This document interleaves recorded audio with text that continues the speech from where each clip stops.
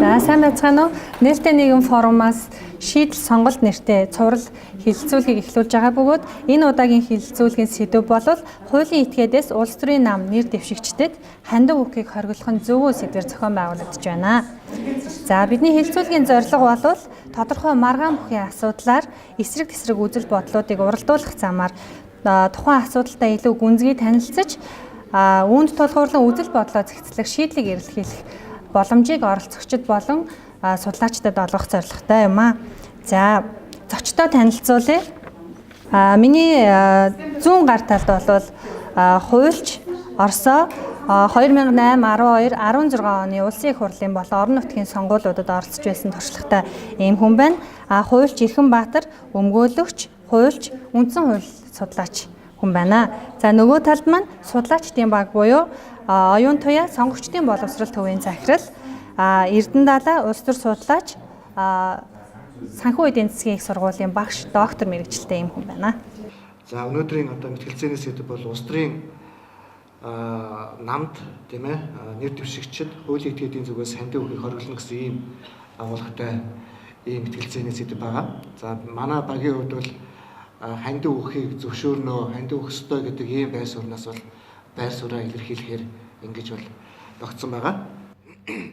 Тэгэхээр энэ хандивтай холбоотой асуудлыг ярихын өмнө эхлээд улс төрийн нам гэдэг байгууллага маань ямар чиг үүрэгтэй байгууллага вэ гэдгээс бас эхлэх ёстой. Яагаад гэвэл улс төрийн нам гэдэг бол иргэд нийгэмд байж байгаа олон байгууллагууд, төрийн бас байгууллага, хуулийн этгээд гээд олон нийгмийн тодорхой хэсэг бүлгийн үзэл бодол, байр суурийг илэрхийлэхэд, нэгтгэхэд тэр үзэл бодол, байр суурийг улс төрийн бодлого болгож, боловсруулж хэрэгжүүлэхэд зууршлагчийн үүрэг үүсгдэг ийм чиг үүрэгтэй байгууллага байгаа. Тэгэхээр энэ чиг үүрэгтэй байгууллагын бодлого боловсруулах үйл ажиллагаанд нь мөн энэ байгууллагад тодорхой хэрэгжүүлж байгаа бодлого үйл ажиллагаанд нь бол энэ арсан нийгэмд байж байгаа бүхэл байгууллагууд оролцох ёстой. Оролцож байр сууриа илэрхийлэх эрх нь бол нээлттэй байх ёстой ингэж үзэж байгаа. Тэгэхээр нийгэмд байж байгаа хуулийн этгээдүүд байна л да. Өөрөөр хэлбэл төрийн бус байгууллага байна, ашигын төлөө компани байна, сан байна, хөдөлгөөн байна гэдэг маш олон институтууд нийгэмд оршиж байгаа. Энэ байгууллагуудын хувьд бол тодорхой улс төрийн намаас дэвшүүлж байгаа мөрийн хөтөлбөр бодлогууд нь таалагдах юм бол тухайн бодлого үйл ажиллагааг дэмжиж ялангуяа хуулийн этгээдээс хандив өгөх энэ эрх нь бол нээлттэй байх ёстой. Одоогийн хуулиарч нээлттэй байгаа. Энэ бас зарим улс орнуудын хууль тогтоомжоос нээлттэй байж байгаа. Тийм болохоор манай улсын хувьд энэ зохицуулалт нь бол нээлттэй байх ёстой маа гэж ингэж харж байгаа.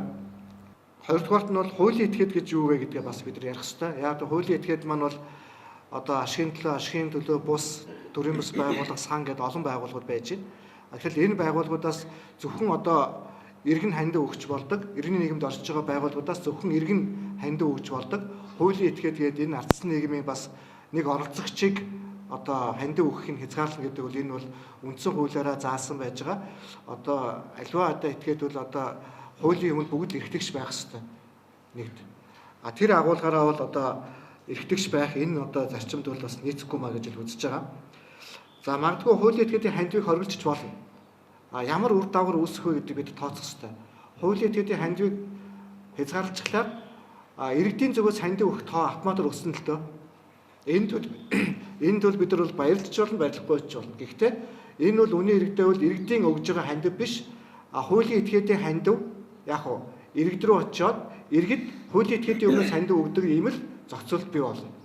Одоо байгаа нээлттэй байгаараа хуулийн этгээд нь өөрийнхөө нэрээр хандиваач өгчдөг, иргэн нь өөрийнхөө нэрээр хандив өгчдөг. Энэ байдлыг бол хэвээр нь хадгалах ёстой маа гэдэг ийм байдал санал бол байгаа юм. Дээрээс нь өнөөдрийн ер нь аль ч Монголын тохиолдолд аль ч улс оронд ер нь бол улс төрийн намын гол хандивлагч буюу найдвартай томоохон хандивлагч бол хуулийн этгээд л байдаг. Иргэн хүний бас санхүүгийн боломж чадвар янз янз байдаг. Өнөөдрийн нөхцөлд бол Монголд шийдэж чадахгүй байгаа зүйл бол томоохон компаниуд аж ахуйн нэгжүүд бол яг өөрийнхөө нэрээр ерөөсөө хандив өгөхгүй иргэний нэрээр хандив өгж байгаа. Тэгэхээр бидний зорилго бол энэ компаниуд өөрийнхөө нэрээр хандиваа өгдөг болгож ямар бодлогын төлөө ямар хандив өгөө гэдгийг мэддэг байх нь чухал байна л да. Тэгэхгүй бол ингээд хуулийн этгээдийн хандивыг хоригдчих юм бол нөгөө компаниуд иргэний нэрээр хандив өгдөг нүүрээ одоо бодлогоо одоо нүүрээ халахалж хандив өгдөг энэ явдлыг нь улам дэмжсэн хэрэг болно. Тэгэхээр бид нар бол хуулийн этгээдийн хандивыг одоо хуулийн этгээд харин хандиваа иргэний нэрээр тийм халахвчилж өгөхийг хориглох ёстой. Тэгээд хандиваа яг ил тод нээлттэй өгдөг. Тэгээд ямар бодлогын төлөө ямар хандив өгсөн гэдэг нь хуулийн этгээдийн хандивыг ил тод болгох асуудал хамгийн тулгымдсан асуудал байж байгаа. Өнөөдрийн бидний мэдэхгүй байгаа зүйл ерөөсөө л энэ. Манай томоохон компаниуд аж ахуй нэгжүүд яадаг вэ гэхээр хандиваа дандаа хувь нэрээр өгдөг. Альсвал одоо нийт танд болоогүй жижиг компани нэрээр өгдөг. Тэгээд зарим компаниуд яг хоёр улс төрийн гол намуудад хоёуланд нь одоо тэнцүү хандив өгдөг ч гэх юм уу. Иймэрхүү байдлаар хуулийн этгээд хандиваа өгж байгаа юмнаас байнга нуугдаж хаагдаж явж байгаа. Тэгэхээр энэ байдлыг бол улам ингээд далдмал одоо нууц юм нь одоо болгож болохгүй маа гэдгийг бас хэлмээр байгаа. За миний одоо сонсноор бол одоо Германд Христосын арсын холбоо намын 2017 оны санхүүжилтийн харьцааг аваад үзэх юм бол 32.6% нь төрөөс өгч байгаа дэмжлэг байдаг гэж байгаа. За 26% нь гишүүдийн татвар хураамж, 12.2% нь хандив байдаг. Энэ хандив дотроос 5.4% нь хуулийн этгээдийн буюу компани хандив байдаг гэж би бас Германы нэг хуульчаас бас сонсч ирсэн. Тэгээ тэр бол одоо үнэхээр хандив маань бол одоо хуулийн этгээдийн хандив бол альж юунд бол бас нэлээд тийм гол байр суурь бас эзэлтгүүлтэй. Ихэнх нь бол одоо төрөөс өгж байгаа ч гэдэг юм уу, альсвал иргэдийн ч юм уу гишүүдийн татвар хандиваас бий болчдөг. Тэгэхээр хуулийн этгээд бол нэг тийм одоо хандив өгөөд тэгээд ингээ яваад байх нь хацсангүй баг байдаг. Тэр болохоор бол энэ баг байгаа зүйлийг бол одоо бас ингэж хязгаарлах шаардлагагүй. Дээрээс нь бол улсын намын санхүүжилт бол одоо юу гэдгийг олон талын их усүртэй ил тод байх ёстой. Ил тод байх ёстой. Зөвхөн төрөөс болчин, зөвхөн иргэнээс болчин гэж бодож болохгүй л дээ. Тэр бол одоо хандив өгөх болцоотой одоо их сурвалжуудаас хандивыг бол бүгдийг цуглуулах ёстой. Тэгжээж тэр нь нээлттэй байж иж бол улсын нам шаардлагатай хандив бий болно. Дээрээс нь одоо нийгэмд бол одоо санхүүгийн нөөцтэй хэсэг бол аж ахуй нээж компани хуулийн этгээдүүд байдаг. Тэгэхээр энэ санхүүгийн нөөцийг бас зөв ашиглах нь нийгмийн одоо шудраг ас гэдэг юм уу баялагийг хуваарлахад ач холбогдолтой гэж үзэж байгаа. Яагаад гэвэл нэг талдаа бол одоо аж ахуй нэгж байгууллагууд бол ашигын төлөө үйл ажиллагаа явуулаад хуулийн хүрээнд тэгээд татвараа төлөөд тэгээд татвар төлсөн мөнгөө өөрөө захин зарцуулах эрх нь бас нээлттэй байх хэрэгтэй. Өмчлөгчийн эрхийг бол шууд бас хязгаарлаж бас болохгүй л дээ. Нэгэн татвараа төлсөн мөнгөө хуулийн хүрээнд нээлттэй зарцуулах эрх нь бол нээлттэй байх хэрэгтэй гэдгийг бас хэлмээр байгаа. Дээрээс нь одоо хамгийн гол нь бол одоо бас энэ ардсан нийгмийн өөрийнх нь зарчим байж байгаа. Арчил гэдэг бол эрх ашиг, хууль ёсны эрх ашиг хөндөгдөж байгаа шийдвэр гаргахад тухайн нийгэмд оршиж байгаа этгээдүүд, субъектууд оролцох хэрэгтэй байх хэрэгтэй. Шийдвэр гаргах үйлчилгээнд оролцох хэрэгтэй байх хэрэгтэй.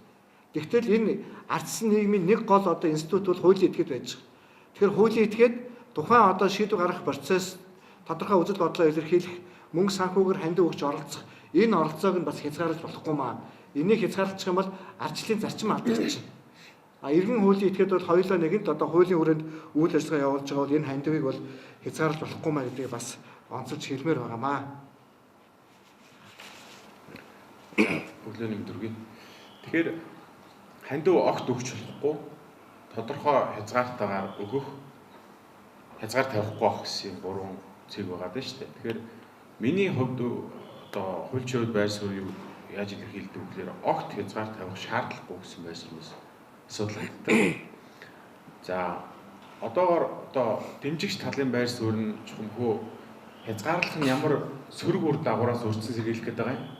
Хязгаарлалаар бид хязгаарлах гэдгийн шийдэл нь тухайн зорилготой хүрч чадчих нүг үү гэдгээ байр суурь үндэслэлээ тодорхойлоогүй болохоор энэ би бол бас үүсгэл тайлбар хийхэд бас жоохон өндөрлөлтэй байна.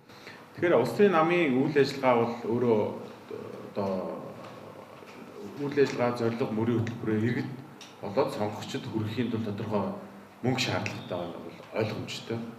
За энэ мөнгийг ямар их үүсвэрээс яаж бүрдүүлэх вэ? Гишүүний татвар гэх мэтчлийн их үүсвэрийн дотор хамгийн голлох байр суурь үзүүлдэг их үүсвэр бол хандив байна. За хандив бол дотор сонгуулийн үеийн хандив болоод бусад сонгуулийн бус үеийн хандив гэж дотороос ангиж ялгаж ах шиг байна.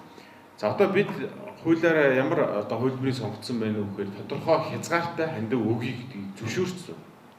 За энэ хязгаар нь бол иргэд одоо 3 сая төгрөг, аж ахуй нэгж бол 15 сая төгрөг байгаа. За энэ одоо яригдж байгаа сонгуулийн тухай хуулийн төсөл дээр яг энэ үгээр ингээд хэмжээгээр орсон байж. Тэгэхээр би яагаад энэ ингээд хандивыг хязгаарлах ёсгүй бэ гэдгийг хэд аргумент дэвшүүлээ. Нэгдүгээрт бол би өөрийн үзэл бодлоо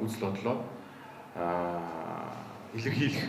Тэр нь энэ миний үзэл бодлыг илэрхийлж байгаа зохион байгуулалтын нэгдэл болох тэр намын үйл ажиллагааг дэмжих.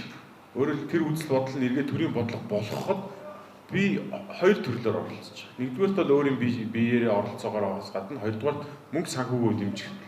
Тэгэхээр энэ хандив өгж ийн гэдгийг үзэл бодлоо илэрхийлж байгаа эрхтэй эрхээс ерөөсөй салгаж ойлгохгүй юм. За мөнгөн хэлбэрээр илэрхийлэгдэж өгөөд энэ үзэл бодол нь эргээд мөнгө нь тэр үзэл бодол хандлах бодлогыг дэмжлэг болж улс төрийн нам нь иргэд одоо сонгогчдод тэр мэдээлэлээ хүргээд иргээд тэдний дэмжлэгийг авч идэг ийм л одоо их усүртэй харилцаа. Тэгэхээр бид тэр мөнгийг бол одоо зүгээр нэг юм авилах ч юм уу за ирээдүйд төр авчвал бид энэ намд дэмжлэг үзүүлсэн бидэнд давуу тал болно гэдэг нүдээр бол огт харж болохгүй.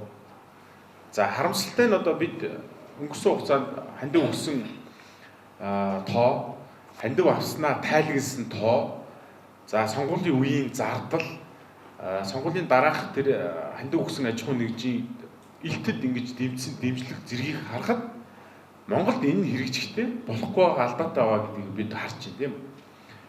Тэгэхээр энийг шийдэхэд бол хориглол гэдэг бодлого гаргаж байгаа бол энэ бол одоо шийдэл нь цаад эрг үр дүртэй хүрэх зам руу авч залахгүй гэж хардаг л.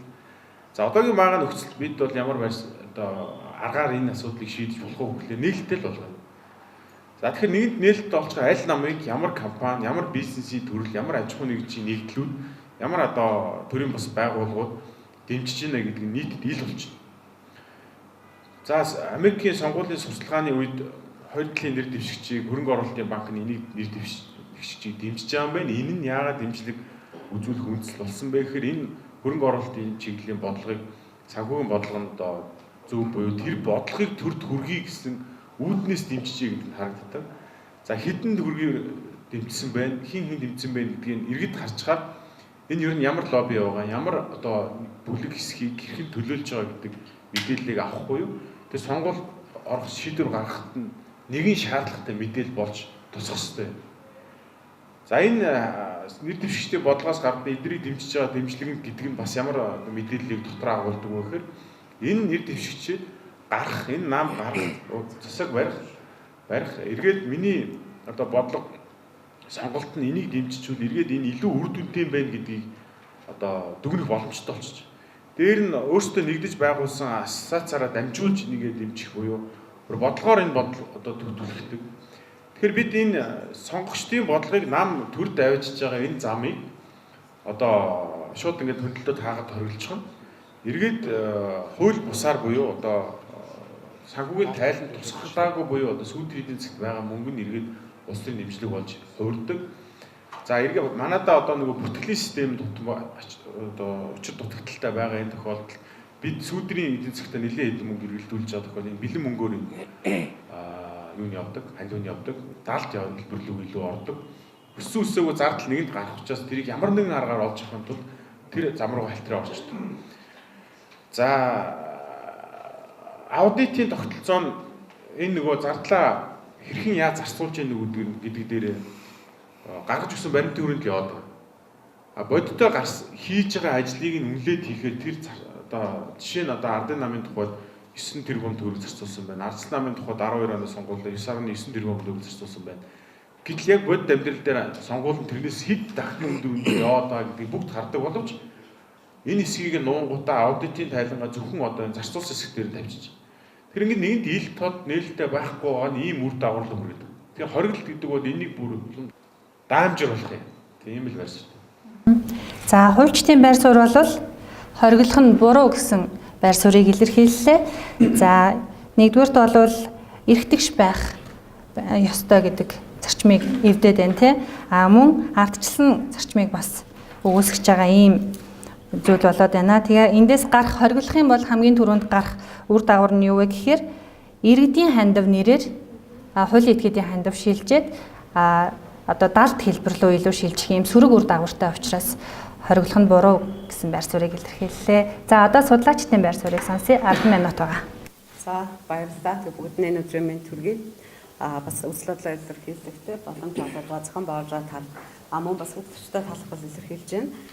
За ерөнхийдөө одоо бид нар нэг дуугаар бүлээн зөвшөөрөд байгаа сая бас нөгөө талын маань гэсэн хэлж байгаагаар бол хамгийн их тийм хортой ноцтой эрсдэл үүсгээд байгаа. Яг аргагүй тэр сүүдэрт байгаа мөнгөний асуудал, далд байгаа санхүүжилтийн асуудал эдгээр бэрхшээлтэй байгаа гэдэг бас хүлээн зөвшөөрж байгаа нь бас сайн хэрэг.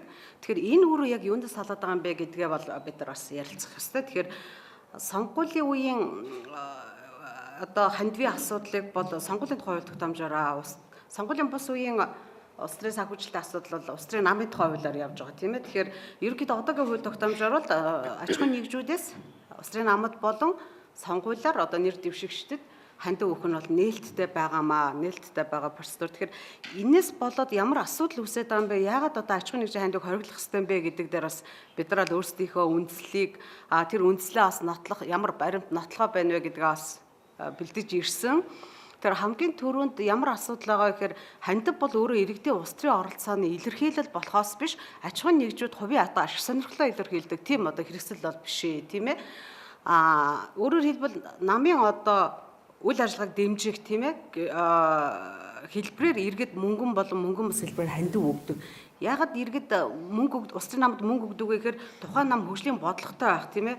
Тэр хөгжлийн бодлогоо сонгогчдод сурталчлах, сонгогчдын дэмжлэгийг авах тийм ээ. Засгийн эрхэнд гарсан хойноо тэр засаглалыг хариуцлагатай хэрэгжүүлэхэд мэдээж тэр мөнгө бол маш том дэмжлэг болох хэвээр. Тэгэхээр нөгөө улс төрд хоёр юм хамгийн чухал гэдэг нэгдүгээрт мөнгө, хоёрдугаарт мөнгө ч илүү тийм ээ. Яг тэр чинь өөрөө яхахгүй улс төрийн нам байгаагүйд нэг байгууллагууд, институцийн үед мөнгө хэрэгтэй гэдэг нь бол ойлгомжтой. Дараа бусад ихэнх улс орнуудад ер нь аж ахуйн нэгжийн хандивыг бол хориглох тийшээ яваад байгаа. Одоо хориглосон 50 байна. Хязгаарлаад байгаа 60-аад улс байна. Тийм ээ 180 улсад хийсэн судалгааг хараад байгаа. Тэр яагаад эдгээр аж ахуйн нэгжийн хандивыг хориглоод байгаа юм бэ гэхээр сонгуул бол өөрөө иргэдийг төлөөлөх байгууллага сонгож байгаа процедур тийм ээ нэг үйл явц. Тэгэхээр сонгуульд иргэд яагаад хандив өгөх ёстой вэ гэхээр өөрийнхөө төлөөллийг дэмжиж улс төрийн оролцоогоо илэрхийлж байгаа нэг хэлбэр хандив өгж байгаа хэлбэр нь. Тэгвэл сонгуульд хэн оролцдог? Улс төрийн нам нэр дэвшигчид оролцдог. Аж ахуйн нэгж байгууллага сонгуульд орсон саналаа өгдөг юм уу? Өгдөггүй шүү дээ тийм ээ.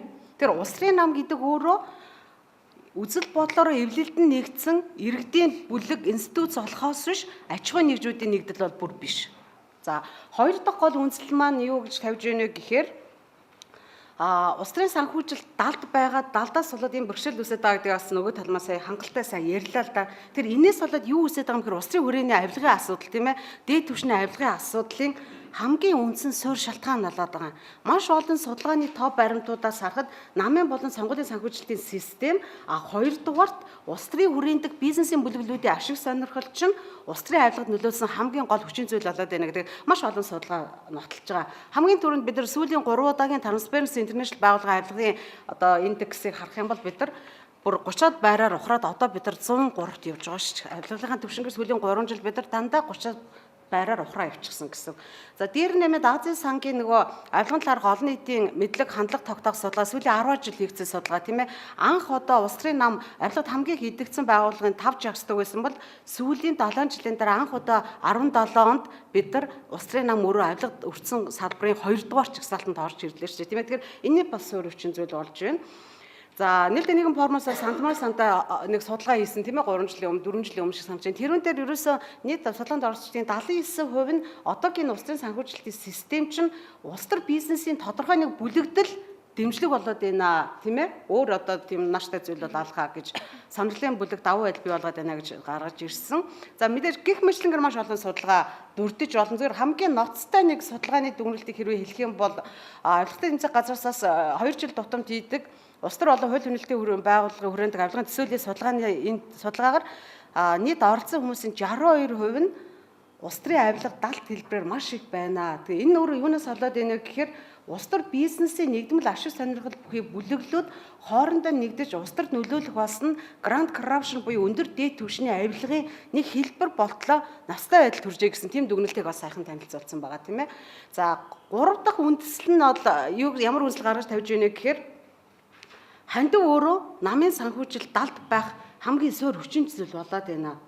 намын санхүүжилт одоо бүгд ил тод биш байна, нээлттэй биш байна, хаалттай байна, далд байна гэдгийг сур шалтгаан өөрийн хандивтай холбоотой байгаа.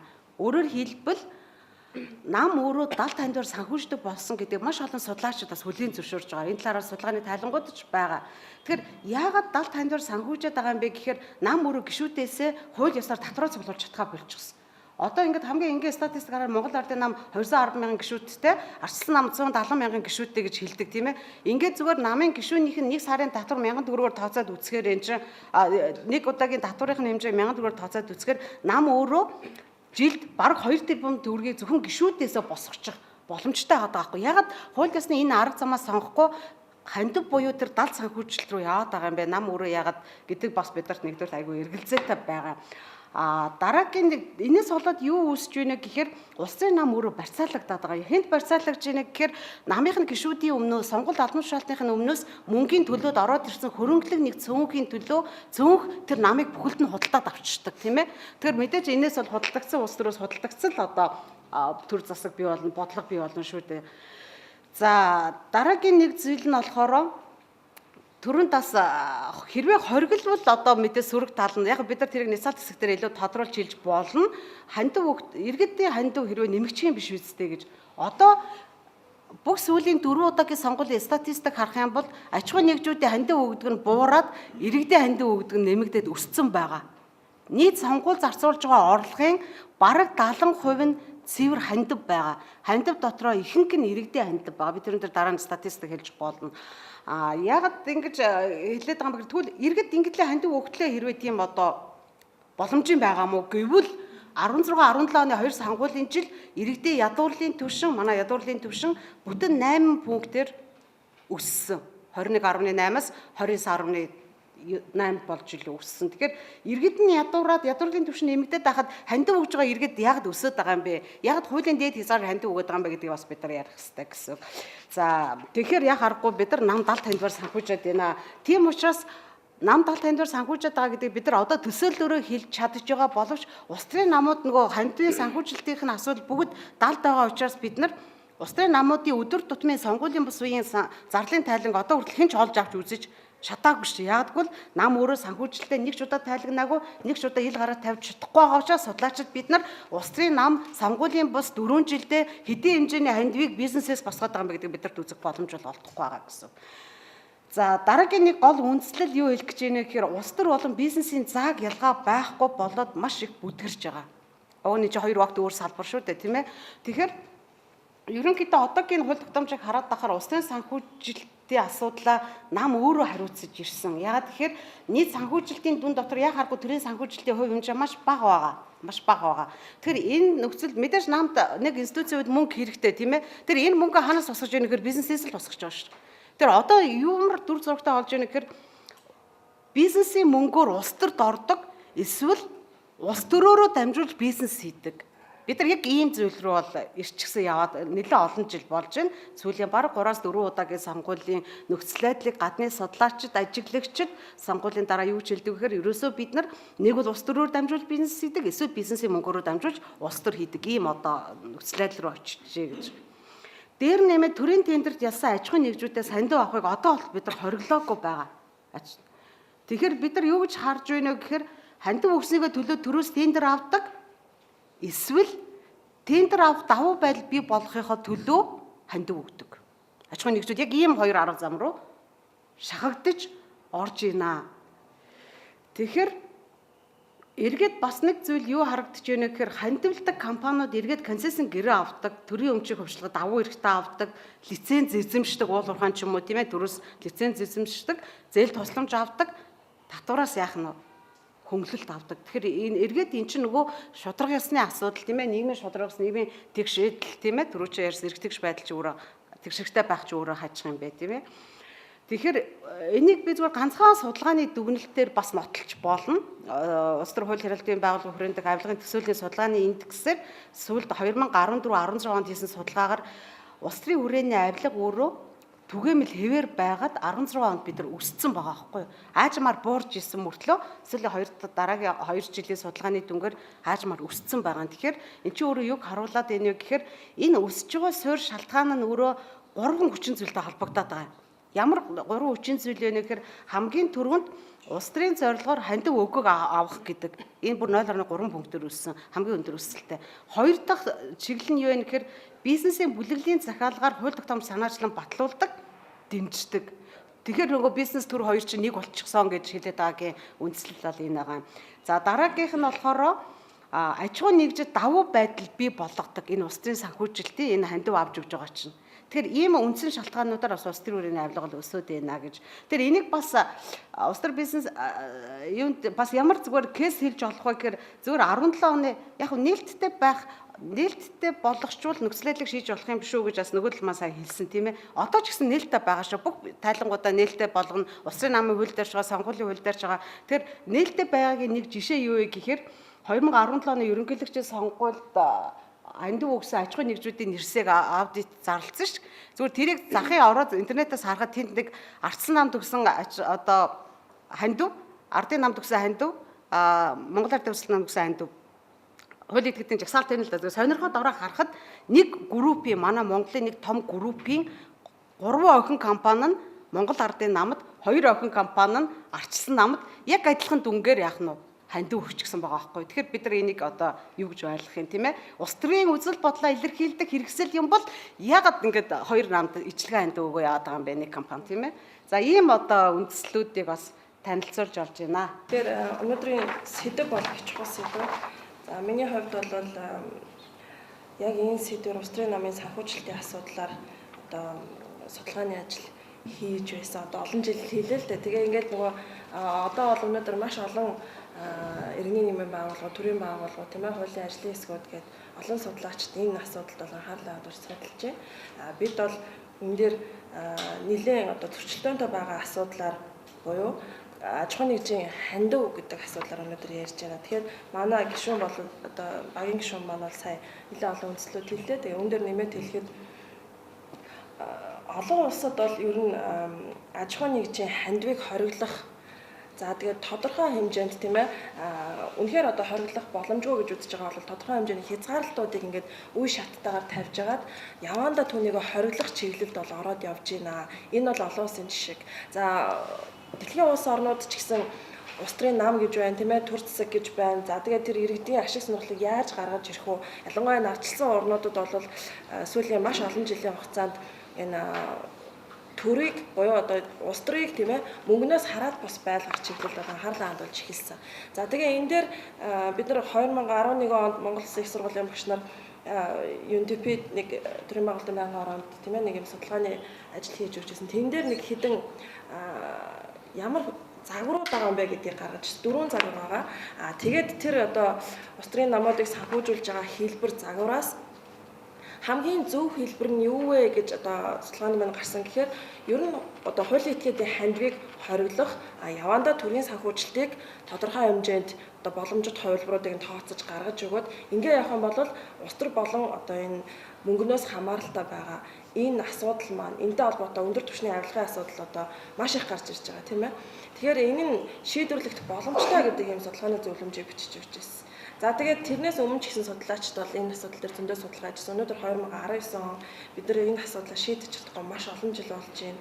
За хэрвээ энэ чигтээ улс төрийн намын тухай хууль, сонгуулийн одоо хууль тийм ээ одоо ялангуяа намын тухай хуулийн төсөл батлагдахгүй ийм хэвээрээ яваад ах юм бол энэ цаашаа маш олон асуудал үүсэж.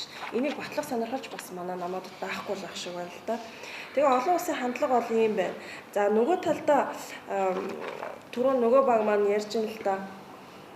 Ер нь иргэн хүний эрх гэдэг бол тэр нэг улс төрийн намд өөрийнхөө тэр улс төрийн намын бодлогыг дэмжих за тэр дэмжиж гин гэдэг хэлбэр нь юу вэ гэхээр хандив байдаг юмаа гэдээ Орсын хуульч хэлж ин л да. Тэгэхээр иргэний нийгэм гэдэг бол маш олон хувилбарууд байгаа тийм ээ. Иргэдийн улс төрийн оролцоо гэдэг бол оролцооны маш олон хэлбэрүүд байдаг.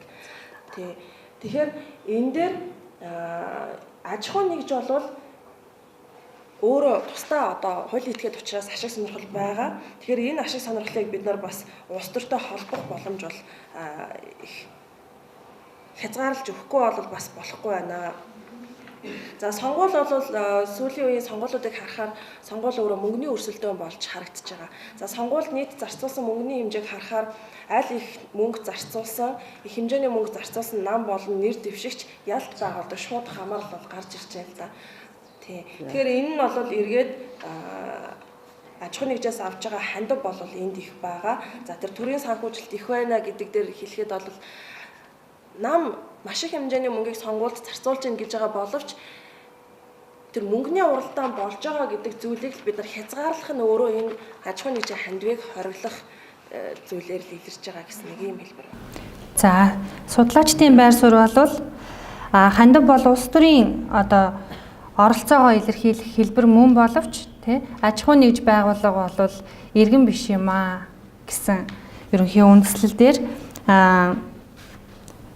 хандив болвол аж ахуйн нэгжийн хандив болвол улс төрийн намын санхүүжилт далд байгаад байгаатай хамгийн их холбоотой далд байгаад байгаагийн гол суурь шалтгаан эргээд энээсээ болоод улс төрийн намуудад барьцаалагдсан байдлаар төрийн бодлого шийдвэрийг тогтвортой гаргаж чадахгүй байна гэсэн үндслүүд нэлээд олон баримтуудыг дурдлаа тий. За дараагийн хэсэг болвол хоёр талын үндслэлд хариу няцаалт өгөх хэсэг байгаа. Энээс өмнө хэдүүлээ дэлгэцэнд анхаарлаа хандуулъя. Улс төрийн намын тухай хуульд болохоор 16-гийн 2-ын 2-т нь хуулийн этгээдгээс хүсэн хандив буюу орлого улс төрийн нам хэрхэн орлогоо бүрдүүлэх вэ гэдэг хэсгээр хуулийн этгээдийн хандив гэдээ явж байгаа. 18-ын 3 дээр намд зориулж нэг удаа өгөх хандивын дээд хэмжээг хуулийн этгээдээс 10 сая гэж тогтоочихсон байгаа. Мөн нэг нам нэг байгууллага намд жилд 2-оос дээш удаа хандив өгөхийг хориглоно. Намд хандив өгснөөхөө төлөө албан тушаал, хувийн эрх ашиг хөөцөлдөх, шахалт үзүүлэхийг хориглоно гэж заачсан байгаа. Хуулийн нөхцөл байдал бол ийм байна. За мөн сонгуулийн үеийн хандив гэж түрүүн ярьсан тий. Сонгуулийн үеийн хандив дээр мөнгөн ба мөнгөн бус хандив буюу 15 сая төгрөг хүртэлх үн бүхий үл хөдлөх хөрөнгө, үн төлбөргүй үйлчилгээ нэг бол өгч болно. Гүү бол 15 сая төгрөгийг бэлэн бусаар хандивлаж болно гэсэн ийм хуулийн залт байгаа юм байна. За энэ болохоор хэвлэл мэдээллийн хэрэгслээс авсан тоо баримт байна. За 12 оны улсын их хурлын сонгуульд оролцсон намуудын аж ахуйн нэгжээс авсан хандивын хэмжээ байж байна.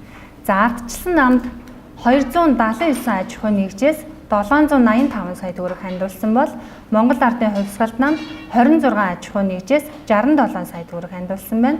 Монгол Ардын хувьсгалт намд 54 аж ахуйн нэгжээс 149 сая төгрөгийг тус тус хандуулсан ийм тоо байна. За ерөнхийлөгчийн сонгуул өнгөрсөн 17 оны ерөнхийлөгчийн сонгуулиар Монгол Ардын хувьсгалт намаас нэр дэвшигчид 17 хуулийн этгээдээс 218 сая төгрөг хандуулсан бол ардчилсан намаас нэр дэвшигчид 18 хуулийн этгээдээс 250 сая төгрөг, Монгол Ардын хувьсгалт намаас нэр дэвшигчид 2 хуулийн этгээдээс 30 сая төгрөг хандуулсан гэсэн ийм тоо баримт байна. За одоо бусад талуудын байр суурийг хамтдаа сонсъё. Ихэнх булангартай бол адг нь булангартай гэх үгээдгээ. Өнөөдөр улс төрийн намуудын нэр дэвшигч иргэнээс 1 сая хүртэлх төгрөг, аж ахуйн нэгжээс 15 сая хүртэлх төгрөгийн хандив авч болох тухай хуулийн зохицуулалтаа. Гэтэл зарим компани 1 тэрбум төгрөгөөс дээш хэмжээний хандив өгчдөг, үүнийг намууд нь тайлантай тусгадаггүй, нэрийг нь зарлахгүй байдал сүүлийн жилүүдэд хавтгаарсан гэдгийг судлаачдын зүгээс онцолж байгаамаа. Иймд тогтоосон хэмжээнээс дээш төгрөгийн хандив өгсөн авсан тохиолдолд эрүүгийн хариуцлага хүлээлгэх хуулийн заалтыг тусгаж өгөх хэрэгтэй гэсэн саналууд хилцүүлгийн үеэр гарч байлаа. Өнөөгийн нийгэмд үүсэж байгаа асуудлыг зэгцлэхийн тулд эхний ээлжинд улс төрийн намын тухай хуулийн өөрчлөлтөөс өөр аргагүй гэдгийг онцолж байна.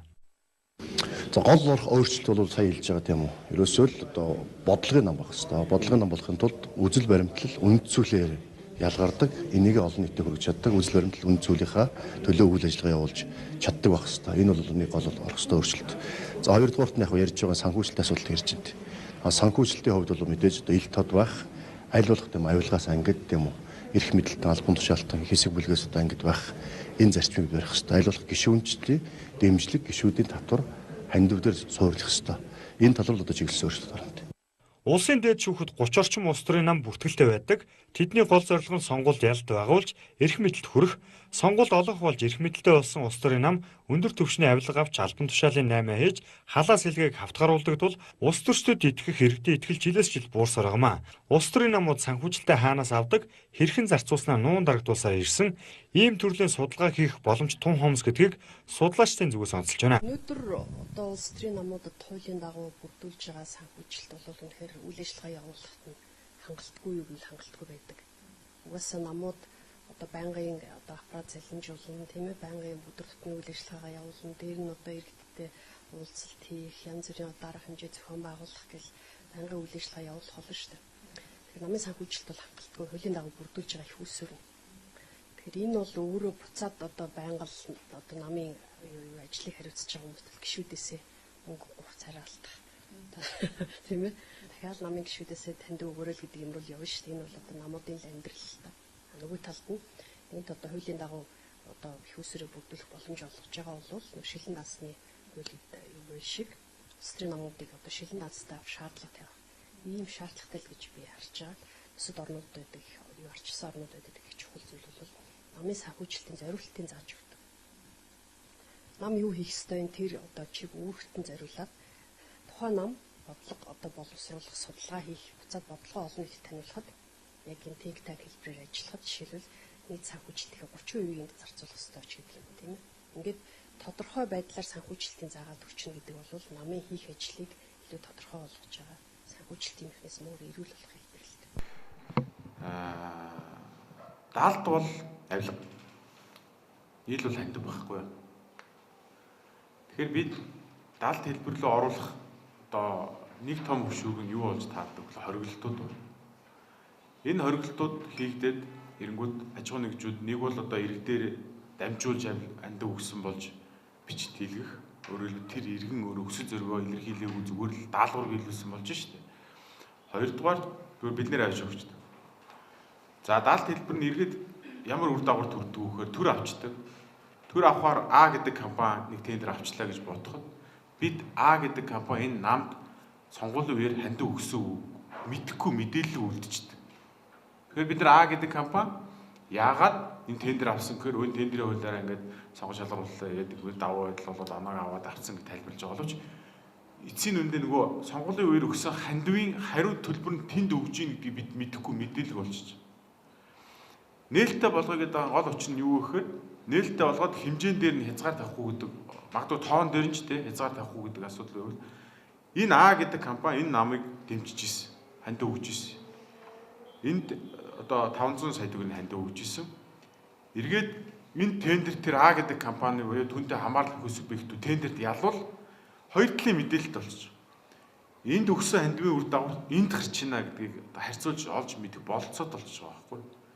Тэгэхээр бид энэ нээлттэй болно гэдгийн цаана ийм байна. Хоёрдугаарт энэ зүгээр нэг өгөөд нөгөөх нь авж байгаа асуудал огт биш. Энэ бол маш өргөн үрээтэй харилцаа. Юу гэхээр хандивын их усүр ямар байх юм? Ямар их усүрээр орсон орлого юм? Энэ хууль бус их усүр оржсон орлого мөн үү биш үү гэдэг нь бүртгэлээрээ хянагдаж явах ёстой. Гэтэл бид энэ бүртгэлд энэ тайлхныг ил тод байх нь аж ахуйн нэгжийн мөнгөн урсгал нь хаана яаж яваа мэддэггүй буюу сүүдэр эдийн засгийн өндөр байгаа нөхөд тохиолдолд хоригдл хэлбэрлэл орвол энийг бүр өөгшүүлэх юм үр дагавар төрөх юм. За 16 онд нэг юм сонгуулиар ийм хандлага гарч ирсэн. Тэрний юу гэхээр бизнесийн улс төрд орж ирсэн. Хэд хэдэн бизнес эрхлэгчтэй уулзахад ямар асуудал хийж ирэхээр улс төрийн намыг ингээд авилгадж ийснээс өөрөө орох нь хямд тусах юм байна гэдгийг хэлж байгаа. Сонгуулийн зардал өндөр байдал түүнээс өндөр хэмжээний одоо зардал өөрсдөө орохгүй бол намд өгөхөөс аргагүй байдалд орлоо гэдэг тайлбарлаж шít. Тэгэхээр эцсийн дүнд нам нь өөрөө төрийг аваад төр нь эргээд тусгай албаараа дамжуулаад намд санхүүжилт өгөхийг шаарддаг, өгөхөөс аргагүй байдалд оруулдаг. Нэг бол нөгөө өрсөлдөгчд нь санхүүжилт өгөхгүй байх байдалд оруулдаг ч гэдэм. Ийм байдлаар улс төрийн намын санхүүжилт босгох одоо зорилго нь ингээд одоо юу хацсан байна. Ирээ цэрээ алдцсан. Үнэн. Энэ хэсэгт бид одоо марахгүйгээр санал нэг ба. За энэ ирээ цэрээ алдж байгаа энэ тохиолдолд бид одоо яаж урьдчилан сэргийлж чадах вэ гэхээр илүү нээлттэй л болохоос аргагүй. Нэгэн хуулийн заалт буюу одоо хуулийн этгээдийн бүртгэлийн хувьцаа эзэмшигчд нь мэдээлэл нээлттэй болсноор бид ямар том хэмжээний хулгай олж илрүүлсэн гэдгийг бид мэдж байгаа тийм үү. Тэгвэл энэ улс төрийн намын хинт хідэн төгрөгийн санхүүжилт өгж байгаа энэ үг бид нээлт олох, энэ нээлттэй болгосон зохицуулалтаа хэрэгжүүлэхэд нь илүү хяналт тавих. За эргээд энэ аудитын тайлан зөвхөн одоо зардал дээр тайлан гарах биш, их үүсвэр болоод хэрэглээ бодит гарсан одоо зардал дээр нь хяналт тавих. А дээр нь улс төрийн намын санхүүжилт чинь яг сонгуулийн үеэр хоёр хуваагдчихжээ. Улс төрийн намаас гадна нэр дэвшигчд өөрсдөө хандив авах болцоотой байна. Нийт улс орон дээр гарч байгаа зардлын ихэнх хувийг нэр дэвшигчд өөрсдөөсөө буюу хандиваас ирсэн цугларсан хөрөнгөөрөө зарцуулаад нам бол зүгээр бодлогын зарим нэг үйл ажиллагаагаа явуулахад сонгогчдод хүргэхэд зарцуулах эргээ магадгүй зүгээр дараа чинь жилд ингээд үйл ажиллагаа доктортой явуулахад энэ урсгал зардлаа санхүүжүүлж байна. Тэгэхээр нийт энэ сонгуулийн үр дүнд бид одоо аж ахуйн нэгжээс холдуулаагүй зөвхөн улс төрийн намын санхүүжилтээр хязгаарлалт хяналт авах гэхээсээ гадна нэр дэвшигчдээр бид илүү хянамга авах ёстой. Гол зардлууд энд гарч байгаа. Нэр дэвшигчд одоо өгөхдөө нэр дэвшигчд эргээд сайд боллоо гэхэд тэр өгсөн компани тэр нэр дэвшигчдээрээ буцаж ирдэг. Буцаж ирж байгаа нь бидэнд хяналтгүй л яваад нь шүү дээ. Өнөөдөр бид ингээд улс төр авлагдсан гэдэг энэ улс төрийн намд юм хэн гэдэг хууль этгээд ямар субъект нь одоо хандив өгөөд эргээд ямар үр дүнг хүртчихүү гэдэг гэмт хэрэг хаан шалгаж ийн ихлээр байхгүй. Зүгээр нэг таамгууд яваад байгаа. Энэ намын байшин барихад тэдэн тэр бомыг өгсөн нь эргээд энэ орд газрыг авах шийдвэр гаргалт улсыг үлдээ гарахад хүргэжээ. Энэ бол таамаг. Тэгэхээр нэг улс төрийн ёс зүйн өнөөдөр одоо доод түвшиндээ хүрсэн.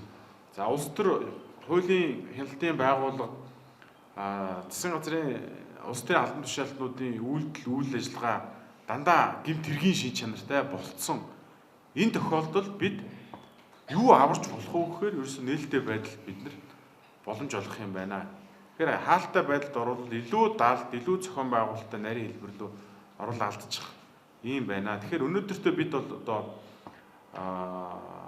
хоригдлтыг эсрэг байр суурьтай байгаа нь ийм хэд хэдэн үндслээр тайлбарлагдаж байгаа. За нөгөө багийн одоо хэлж байгаа аргументуудыг сонслоо. Тэгэхээр энэ дээр бол одоо судлаачийн хувьд бол одоо бас хэд хэдэн зүйлийг бас нэмж хэлмээр байна. За Германы одоо социологч Макс Вебер гэдэг судлаач байдаг. За энэ хүн 1920-ад оны үед бол бас Германы нийгэм бол тухайн үед манай өнөөдрийн нийгэм шиг л байсан юм шиг байна. Ер нь бол тухайн үед л маш сон судалгаа хийгээд улс төр гэдгийг тодорхойлцсон л да. Хэд тодорхойлт одоо хүртэл манад адилхан үйлчилж байгаа. Өөрөөр хэлбэл улс төрийг бол одоо хоёр янзаар хийдэг юм байна. Нэгдүгээрт нь бол улс төрийн төлөө амьдардаг нэг хэсэг хүн байхад улс төрөөр амьдралаа залгуулдаг нэг хэсэг байдаг юм байна. Тэгэхээр улс төрийг бол зөвхөн одоо улс төрийн төлөө явдаг хүмүүсийн нэгд гэж харж болохгүй. Улс төрөөр амьдралаа залгуулдаг ийм хэсэг энэ улс төрийн тохиолд бас байдаг юм аа. Дээрээс нь бол улс төр гэдэг бол цэвэр бэлэн хуух систем байдаг юм аа гэдгийг бол Германы социологч маш тодорхой гаргаад хэлсэн байна.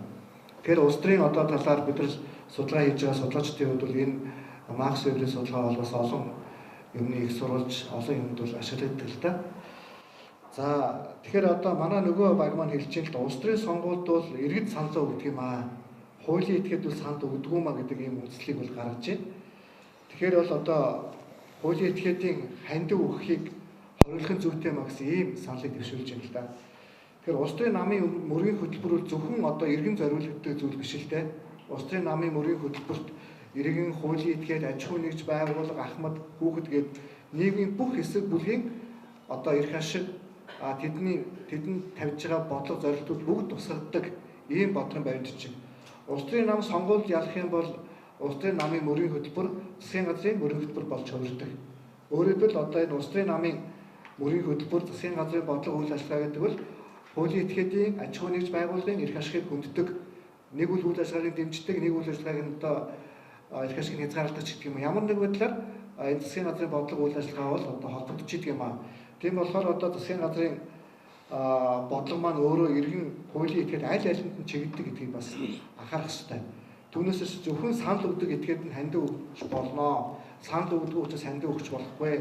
Тэгэхээр нөгөө мөрийн хөтөлбөрт чинь хуулийн этгээдийн тухай бодлого үйл ажиллагаа бас тусгагдсан явж байгаа. Тийм болохоор бол иргэн хуулийн этгээд бас адилхан хандив өгөх зүйтэй маа гэдэг ийм байр суурийг бас илэрхийлмээр байна. За хоёрдугаарт бол одоо бидний өмнө тулгамдаад байгаа ямар асуудал байгаа вэ гэдгийг бид бас сайн олж харах хэрэгтэй. Бидний өмнө ямар асуудал тулгамдаад байна вэ гэхээр компаниуд нэрээрээ хандив өгөхгүй, иргэний нэрээр, ажилчдынхаа нэрээр, гэр бүлийнхээ гишүүний нэрээр хандив өгöd байна. Сүүлийн 20 жил ингэж явж ирлээ. Ямар компани ямар хандив өгöd байгааг бид нар олж харж чадахгүй байна. Тэр энэ асуудлыг шийдэхийн тулд хуулийн этгээдийн хандивыг бүхэлд нь хоригдчих болно. Ямар үр дагавар гарах вэ гэхээр бид нар нөгөө хандивлагч томоохон компаниудаа олж харж чадахгүй л өнгөрнө. Тийм болохоор бид нар бол хуулийн этгээдийн хандивын зохицуултыг илүү нарийн тодорхой болгох шаардлагатай. Тэгжээж бид нар аль хуулийн этгээд нь ямар хандив өгöd байгаа гэвэ гэдгийг нийгэм олон нийт мэдмээр байна. Энийг ингээд бүр хаачих болохгүй маа гэдгийг бас хэлмээр байна. Тэгэхээр одоо Монгол улс бол 2017 оноос хахад нөгөө хууль тогтоомжийн тухай хууль гэдэг хууль үйлчилж эхэлсэн байж байгаа.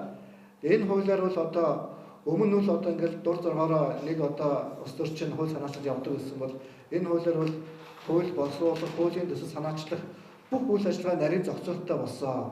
Энэ хуулиар одоо шинэ улсын намын одоо намд өгж байгаа хандив, сонгуулийн үеэр өгж байгаа хандивтай холбоотой асуудал дээр бол яг энэ хандивтай зохицуулалтын дээр хуулийн хэрэгжилтийн үр дагаврын үнэлгээ судалгаа хийхийг зохицуулсан байж байгаа. Үнэхээр хандивын асуудлыг өөрчлөх гэж байгаа бол яг тэр хуулийн хандивтай холбоотой хуулийн хэрэгжилтийн үр дагавар дүн шинжилгээг хийх ёстой байна. Тэгээд үр дагавар нь яаж гарав? Тийм ээ? Энэ хандивын зохицуулалт болж ийн болохгүй байна. Энийг ингэж зохицуулъя, тэгж зохицуулъя гэдэг тодорхой зохицуулалт гараад судалгаагаар тогтоогдсны дараа бид нар яаж өөрчлөх гэдэг юм ярьдаг болсон байна. Тэгэхээр бид бол одоо үнэхээр энэ хандивын зохицуултыг өөрчлөх гэж байгаа бол бид нар бол цаашдаа нарийнжсан судалгаа хийж судалгааны тайлан дээр бид нар бол ярих ёстой гэдгийг бас онцолж бас хэлмээр байна. За дараагийн дугаарт бол энэ хуулийн этгээдийн хандивыг бид нар одоо яг хүсэж байгаа шиг ил тод болгоод ил тод болгочих юм бол бидэнд ямар сайн үр дагавар бий болох вэ гэдгийг бид нар бас бодох ёстой л доо. Үнэхээр хуулийн этгээдийн хандивыг хуулийн этгээд нь иргэний нэрээр өгөхөө болоод яг л өөрийнхөө нэрээр өгдөг болчих юм бол бид нар цэвэр одоо бодлогын улс төрийг дуудаж чадна. Үнэхээр одоо улс төрийн намд сонгуулийн үеэр компани хандив өгөхдөө айж ичихгүй санаа зовох юмгүй. Би одоо энэ намын энэ одоо бодлогын мөрийг хөтөлбөрийн энэ заалтыг дэмжиж байгаа учраас би хандив өгч гинэ гэдэг ил тод зарладаг, түүнийгээ бүртгүүлж чаддаг, хандиваа нууж хааж өгдөг өгч болдог ийм л орчныг бид бүрдүүлмээр байгаа юм. Тэгэхгүй бол одоо ингээд яаж юм нэхэр яг томоохон компаниуд бол бүгд ажлынхаа нэрээр хандив өгч байгаа. Нэг бол гэр бүлийнхээ нэрээр хандив өгч байгаа. Энэ явдлыг л дасан зогсоох нь хамгийн чухал байна. Хэрвээ бид нар энэ зохицуултыг илүү тодорхой болгоод магадгүй одоо энэ хуулийн этгээдээс өгж байгаа хандивын хэмжээ бага байж болно шүү дээ. 15 сая төгрөг 20 сая төгрөг бага байж болно шүү дээ.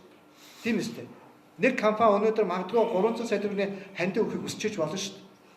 Өгч болно шүү дээ. Өг. Гэхдээ яах ёстой вэ гэхээр ил тод тийм үү? Компанийн нэрийг тавьж байгаа ямар хувьцаа эзэмштэй ямар сонирхолтой ямар зорилгоор 300 сая төгрөг өгж байгаа гэдгээр ил тод л өгдөг болмоор байгаа юм. Магадгүй хэмжээний асуудал ч бас эргэж ярих хэрэгтэй асуудал байхаа гэж бодож байна. За хуульчдын багийн зүгээс мөрийн хөтөлбөр бол зөвхөн иргэнд зориулагддггүй тийм ээ. Тэгэхээр мөрийн хөтөлбөр бол аж ахуйн нэгжүүд үйл ажиллагаа явуулж байгаа одоо бусад талуудад ч гэсэн зориулагдаж болдгийм аа. Мөрийн хөтөлбөрний эргээд засгийн газрын үйл ажиллагаа болдог. Тийм учраас хандивыг хориглож болохгүй. Иргэдийн нэр компаниуд аж ахуйн нэгжүүд иргэдийн нэрээр хандив өгч байгаа тий. Хориглох юм бол энэ байдал уламдаа амжираад аж ахуйн нэгжүүд ямар аж ахуйн нэгж ямар хандив өгсөн бэ гэдг нь бүр харагдхаа болчихно. Тэгэхээр ямар ч хяналт тавих боломжгүй болно гэсэн няцаалтыг өгч байна. Мөн дээрэс нь зөвхөн намын санхүүжилт ил тод байгаа зогсохгүй нэр дэвшигчдэр бас илүү анхаарлаа хандуулж ил тод байлгахад нь анхаарах хэрэгтэй байна гэсэн хариултыг өгч байна. За судлаачдын багийг сонсъё. Сайн орсон. Макс Веберийг иршилхээр би бас иршилт юм уу гэж бодоод.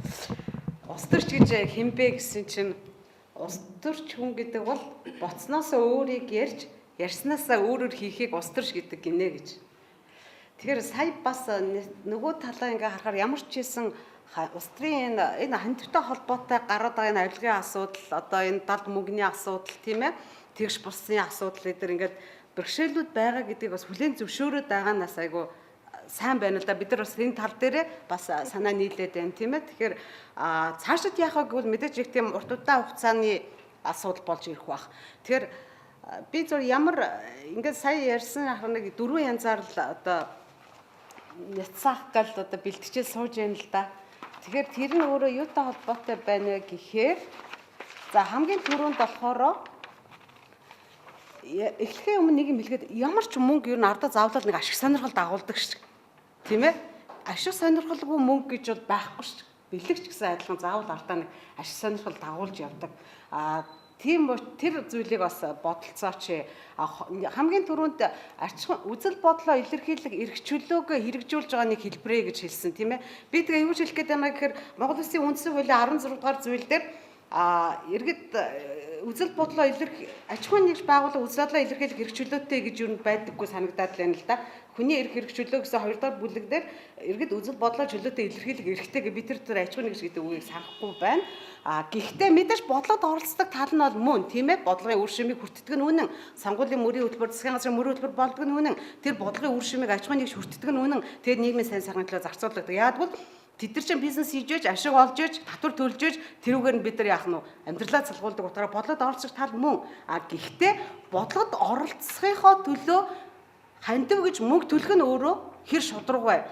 Хандива төлсний дараа гарч байгаа бодлогод хандива төлөөгүй аж ахуйн нэгжид тэгш бас байдал үүсвэл яах вэ? Тэгвэл нөгөө түрүүчээ яриад байгаа нөгөө эргэтгэж байх гэдэг нөгөө суур зарчимч өөрөө хайчих юм бэ гэдэг. Дээр нэмээд нийгмийн шударгасны асуудал гарч ирнэ тийм ээ. За тэгэхээр энэ утгаараа бас аж ахуйн нэгж үзэл бодлоо илэрхийлэх эрх чөлөөтэй билүү үгүй юу? Улс төрийн намд аж ахуйн нэгж элсдэг билүү үгүй юу? Гишүүнчлэр байдаг билүү үгүй юу гэдэг. За хоёр дахь нь болохоор улс төрийн намын үндсэн чиг үүрэгтэй холбооч тайлбарлсан тийм ээ. Хандивын асуудлыг улс төрийн намын үндсэн чиг үүрэгтэй тэгэхээр мэдээж улс төрийн нам чиг үүрэг нь бол яг нь олон нийтийн нийтээ санаа бодлын цуглуулад нэгтгээд тэгээд тэрийн төрийн бодлого болохын төлөө сонгуульд орж өрсөлдөж байгаа гэдэг утгаараа зүй хэрэг. Тэгвэл хандив өөрөө бодлогод оролцох, эсвэл бодлогыг захиалах, эсвэл шийдлийг шийдэх тийм хэрэгсэл бол биш ээ, тийм ээ? Тийм зүйл бол биш. За 3 дугаар нэг зүйл нь болохоор хориглож болно. Яг нь бид тэр утгаараас хориглож болно. Гэхдээ ханд чинь өөрөө улам далд болох юм биш үү гэд харин улам далд болчиход байгааг нь мэдээд байгаа учраас бид нар хориглоё гэж яриад байгаа. Энэ дээр би нэг статистик хэлийг өргөцсөн түрүүнд юу гэж хэлсэн бэ гэхээр 2008 онд сонгуулиар нийт мөнгөний 33% нь хандив байсан. 2012 онд 59% болж өссөн. 16 онд 69% болсон. Намынх нь 16 онд бид нар нэр дэвшиж сонгуулийнхаа сурчлагын нийт орлогын 70% нь зөвхөн иргэдийн хандив, 10% нь аж ахуйн нэгжийн хандив байгаа. 2017 оныг би бүр цээжээр санаж байна. 59% нь 57% нь аж ахуйн иргэдийн хандив, 3% нь аж ахуйн нэгжийн хандив байгаа. Тэгэхээр аж ахуйн нэгжийн хандив бид нар нэг хориглохгүй гэж яриад байхаар тийм санхүүжилтийн дүнд жинтэй хувь эзлэхгүй байгаа юм шиг боловч ягаад иргэд ингээд 70%-ийнх нь нийт сонгуул зарцуулж байгаа 36 тэрбум төгрөгийн 70%-ийг нь хармаанаасаа санхүүжилтлээ тийм баян болчихсон юм бэ, тийм ээ? Яг би иргэдэд буруутгаж байгаа юм биш, сонгогчдод буруутгаж байгаа юм биш. Улс төрийн оролцоогоо илэрхийлж байгаа нь хандив зүй хэрэг. Гэтэл энэ чинь цаана нөгөө ягаад ядуурлын пүнк гэдэг бол ахаад өсөд байгаа. Ягаад ядуурлыг хүнсгэрээд байгаа юм бэ гэдгээ бид нар бас харах хэрэгтэй гэсэн үг. За дараагийн нэг зүйл нь болохоор бас ярьсан тийм ээ, компани бол олсон ашгаараа дахин хуваарлж байгаамаа. Улсын намд хандив өгөх хэлбэрээр нийгмийн баялагийг бий болгоход нийгмийн сайн сайхны төлөө зарцуулах нь тэдний өөрсдөө нь мэдих хэрэгэ гэж түрүүн тийм аргумент дэвшүүлсэн ш. Би энэ дээр юу ч няцаах гэж байна гэхээр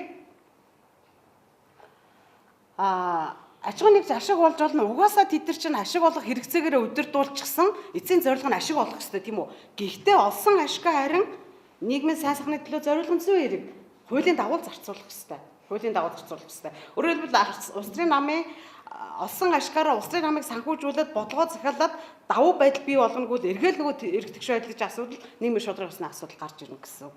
Тэгэхээр ашиг олж байгаагаар хандива өгнө үү, болно уу, өөрийнх нь хэрэгээ гэж бид нар бас аж ахуйн нэгжийг дурсроор нь орхих яах нь боломжгүй тэр олсон ашиг ч гэсэн яах нь хуулийн дагуу байх хэрэгтэй. Хуулийн дагуу зарцуулагдах хэрэгтэй. Лагаа иднүү, лувуугаа иднүү хамаагүй ч гэсэн хуулийн дагуу байх хэрэгтэй гэсэн. Ийм одоо үндслээр хэлж болж байна. За бусад улс орны туршлага дээр зөвхөн ерөнхийдөө улс орнууд хайчаад байгаа юм бэ гэхээр яг түрүүчийн ирсэн үндслүүдээр улс орнууд ерөнхийдөө аж ахуй нэгжийн хандивыг хориглох тал руугаа шинжилүүд хийгдэт байгаа. За тухайлбал яг хориглож гисэн бүр 100% тас хориглож гисэн нэг 50 орн байна. Европын холбооны улсууд дотор яг бидэртэй адилхан социалист байсан 11 улсын 8 нь одоо хориглож гисэн байна аж ахуй нэгжийн хандивыг. Бусад улс орнуудад хориглоогүй байгаа улс орнуудад маш нарийн хязгаарлалтууд байгаа. Тухайлбал төрөөс тендер авсан бол тодорхой сонгуулийн ээлжид бүрэн эрхээ хугацаанд хандив өгж болдоггүй. Хэрвээ улс төрийн намд хандив өгсөн бол тухайн сонгуулийн 4 жил нь төрөөс тендер авч болдоггүй. Хэрвээ төрөөс ялангуяа уулуурхай лиценз эзэмшиж байгаа бол төрөөс ямар нэг тусгай зөвшөөрөл эзэмшиж байгаа бол вообще хандив өгөх тас хориотой гэх мэтлэнгээр түрүүч яриад байгаа элдод эдлийн асуудал нээлттэй байдлын асуудал бол мэдээж маш чухал. Маш чухал. Би ч гэсэн ер нь бол маш олон асуудал дээр аливаа зүйлийг хориглохын эсрэг байдаг судлаач хавьд. Яагаад гэхээр аливаа зүйлийг хориглох тусам бэрхшээлүүд үүсдэг, тойрж гардаг, хуулийн хийдэл гарч ирдэг, илүү далд хэлбэрлүү шилждэг нь үнэ хэрэг. Одоо хориод нээлттэй байгаад байгаа мөртлөө нөхцөл байдал ийм муу болчиход хаад бид нар одоо яах ёстой юм бэ, тийм ээ? Одоо яах ёстой юм бэ?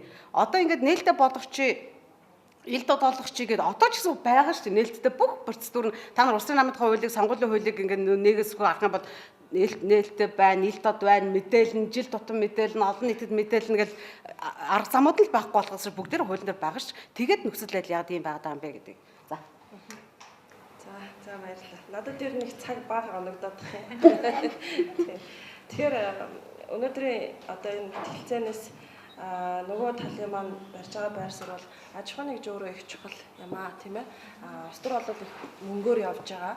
За сүүлийн үед бол сонгуул болгонд аж ахуй нэгжүүдээс өгөх мөнгөний хэмжээ бол нэмэгдэж байна. Гэхдээ бас 15 сая төгрөг түүнээс нэмж мэдээж хэрэг мөнгө орж ирж байгаа. Тэрийг иргэдийн нэр дээр өгөөд байна гэдгийг бол бүгдээрээ мэдчихэж байна. Хүлээн зөвшөөрж байна. Тэгээ энийг ил тод болгох гэж.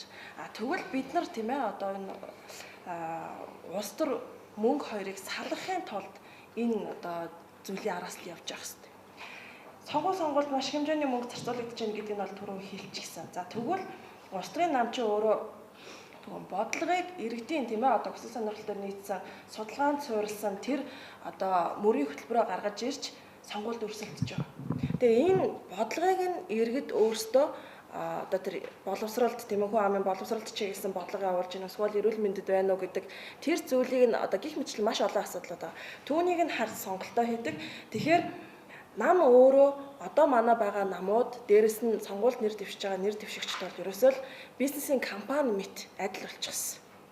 Тэр том анхар бүтцийг яаж санхүүжүүлэх вэ? Тэр олон одоо байгаа ажилчдыг яаж одоо цалин мөнгөний өгөх үү гих зэрэгээр. За сонгуульд их мөнгө зарцуулна, олон плакат наана, олон хүн ажилуулна тийм ээ. Олон одоо сурталчилгааг хэл мэдээллийн хэрэгслэр бүгднгээр нь явуулна гэдэг чинь өөрөө дандаа мөнгөтэй холбоотой ажлууд хийгдэт байгаа. Тэгэхээр ингэж бид нар улс төрийг явандаа намыг тийм ээ шинээр одоо улс төрд орж ирж байгаа боловсон хүчнүүдийг мэдлэг боловсралтай хүмүүсийг залуучуудыг эмэгтэйчүүдийг тийм ээ сонгуульд оролцох боломжийг нь бид нар аж ахуй нэгжүүдээс хандив авсаар агаад хаагаад байдаг бүр улам боломж. Түрүү манай нөгөө эсрэг багийн гишүүн хэлж илээ л да. Аж ахуй нэгжүүд ингээд мөнгө өгөөд байсан чинь болохгүй ангууд тэгж их мөнгө өгч ирснаас өөрөө ороод тийм ээ явчих юм бол барыг амар байна гэж хэлж хямдхан байна. Тийм, хямдхан байна гэж. Тэгэхээр нөгөө бид нар яах ёстой вэ гэхээр Монгол улс одоо дэлхийд эдийн засгийн одоо эрхчлөөний индекс тийм ээ бизнес эрхлэгчдэд таатай орчин байна уугүй юу гэдэг бүх үзүүлэлтээр манай улс дандаа хойгоор орж байгаа. Тэгэхээр тэр аж ахуй нэгжүүд үнэхээр эрх ашигын тийм одоо чухал байгаа бол тэр ээлтэй бизнес эрхлэх орчныг нь бий болгоод улс төрөөс хараат байлгая гэдэг л хамгийн гол зарчим маань одоо өнөөдрийн мэтгэлцээний үр дүнд одоо бид нар тэрийг бас их олж харах хэрэгтэй.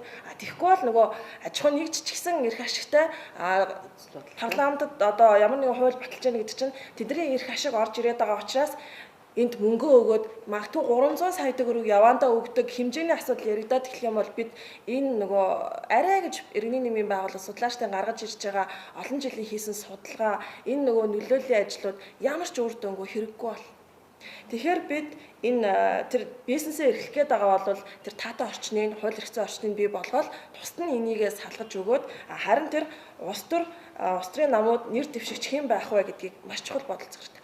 Өнөөдөр бид нар мэдж байгаа шүү дээ тийм ээ сүүлийн 2 удаагийн сонгуул дээр цагаан одоо хуудас, цагаан сонголт, цагаан сонгогчд гэдэг ийм хүмүүс хэсэг бүлэг хүмүүс маш их гарч ирж байгаа. Дээрээс нь сонгуулийн хугацаанд нөгөө эрсдэл маш ихээр буурж байгаа. Тэгэхээр энэ улс төрийг одоо шудраг ил тод байлгах, иргэдийнхаа төлөө мөрийн хөтөлбөрөөр гаргаж ирээд өрсөлддөг нөгөө бодлогын нам гэдэг бидний гол зориод байгаа юм руугаа ерөөсөө явж чадахгүй байгаа учраас ер нь л аж ахуйн нэгжийн хандивыг хориглоод иргэд заавал тултал нь 3 сая төгрөгөөр хандив өгж яах гэдэг чинь ямар ч одоо боломжгүй зүйл байна гэдгийг маш олон судалгаа бодит байдал бол харуулдаг шүү дээ. Тэгэхээр энэ дээр ч гэсэн бид нар хязгаарлалтуудыг бол тавих хэрэгтэй. Явандаа бол нөлөөллийн одоо тийм ээ тэр нөгөө тэрийг нь шалгадаг тухайн иргэн татврын дараах орлогоосоо тэр 3 сая төгрөгийг тултал нь өгж гэнэ үгүй юу гэдэг дээр хүртэл асуудлууд бол бидний дараагийн асуудлууд гарч ирж байна л да. Төрөө санхүүжилнэ гэхээр маш их хэмжээний мөнгө одоо нөгөө нэг байгаа намууд дээр ирээд хэрэгтэй байгаад байгаа мөнгүүдийг л төрөөс буюу төсвийн өмнөөс авах юм шиг санаад байгаа. Гэтэл тэр бол ерөөсөө тийм биш. Яг тэр бодлогоо гаргах тийм ээ. Заавал юм давхар бүтцтэй байх шаардлагагүй. Хэрвээ зөв бодлого гаргаад ирэх юм бол энэ олон одоо намуудын гишүүдийн хөөсөн тоо хэдэн зуун мянган тий гишүүнтэй гэж намууд ингээд уралддаг штэ. Тэр хөөсөн тоо ч гэсэн буун. Улс төрт одоо хяналт тавьдаг тэр оролцоонууд ч гэсэн нэмэгдэх ийм шаардлага бол одоо байгаамаа. Тэгэхээр их мөнгө одоо энэ улс төрт байгаад байгааг л үүгээр л хязгаарлах нь хамгийн гол зорилго нь байгаа.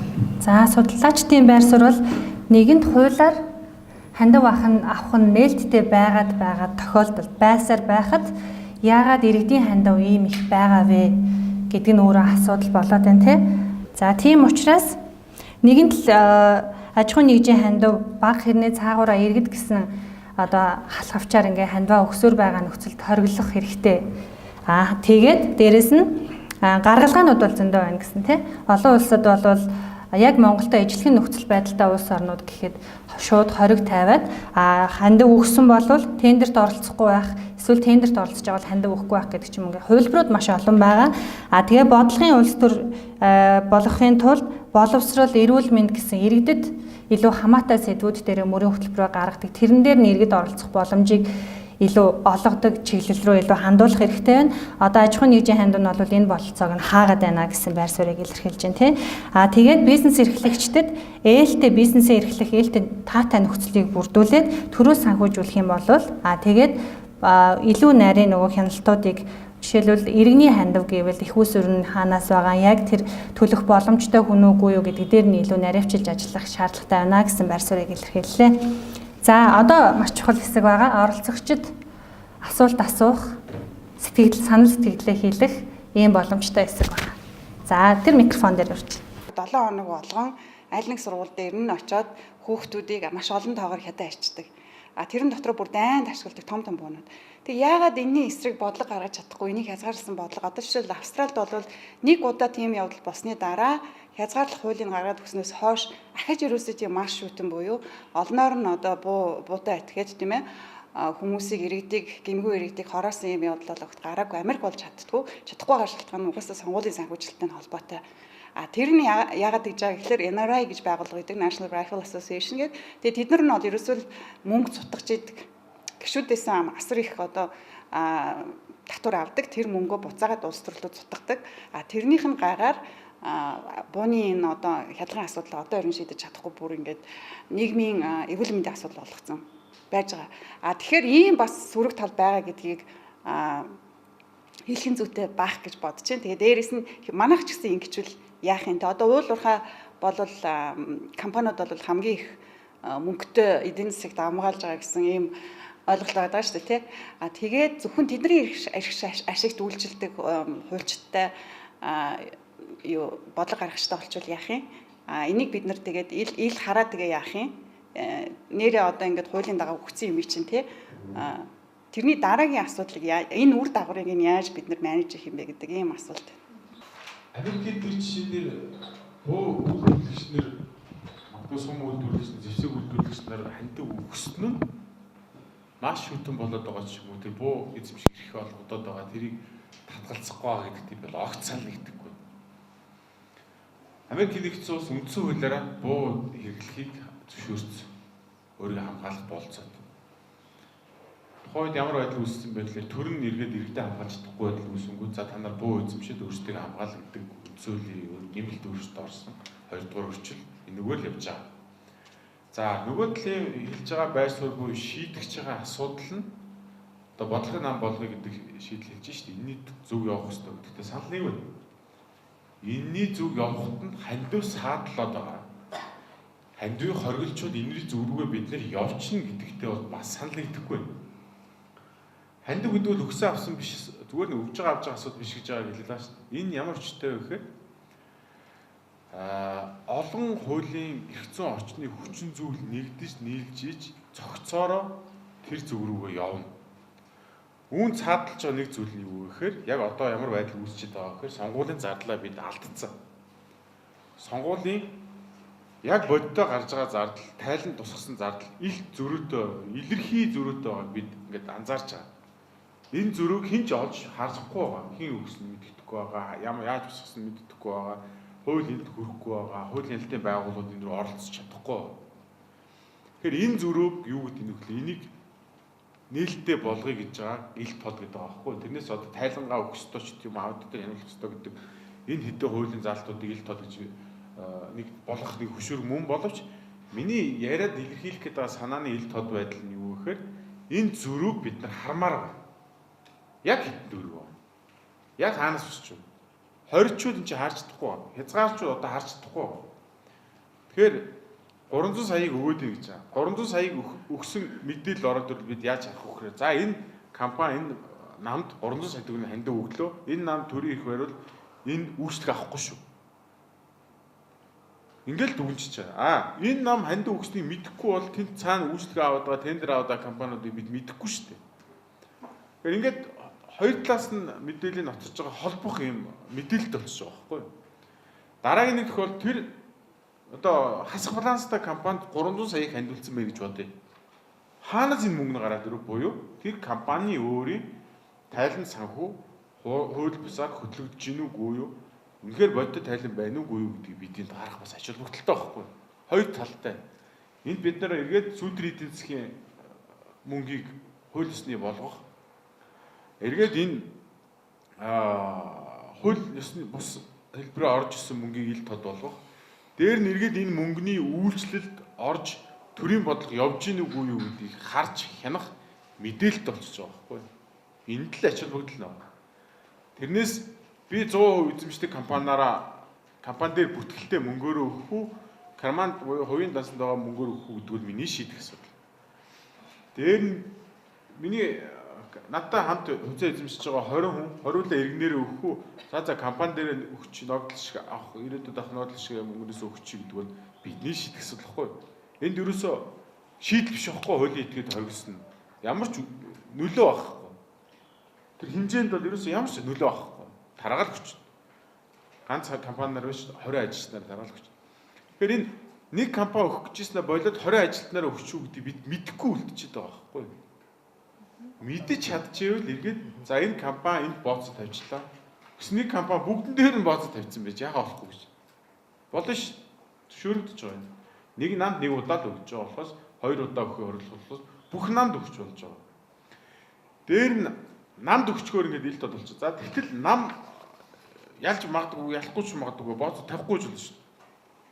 Ялцсан байна буюу төрийн эрх мэдэл хүрцэн байна маа гэдээ өгч байгаа. Энэ бол жинхэнэ авилга.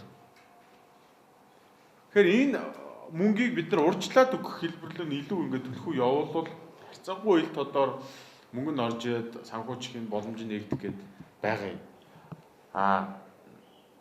Нам өөр ашиглахны байгууллага. Тэр нам өгж байгаа гишүүдэн ч гэсэн тэнд ашиг сонирхлоор нэгдсэн байгаа хүмүүс үзэл бодлоосоо гадна. За энэ ашиг сонирхол төрийн бодлого тусаад явдаг.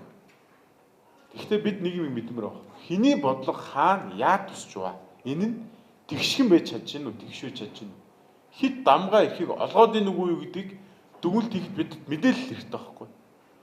Тодорхой жишээ хэлж чадахгүй байгаа нь юу гэхээр бид тэр мэдээлэл чинь байхгүй байгаа байхгүй.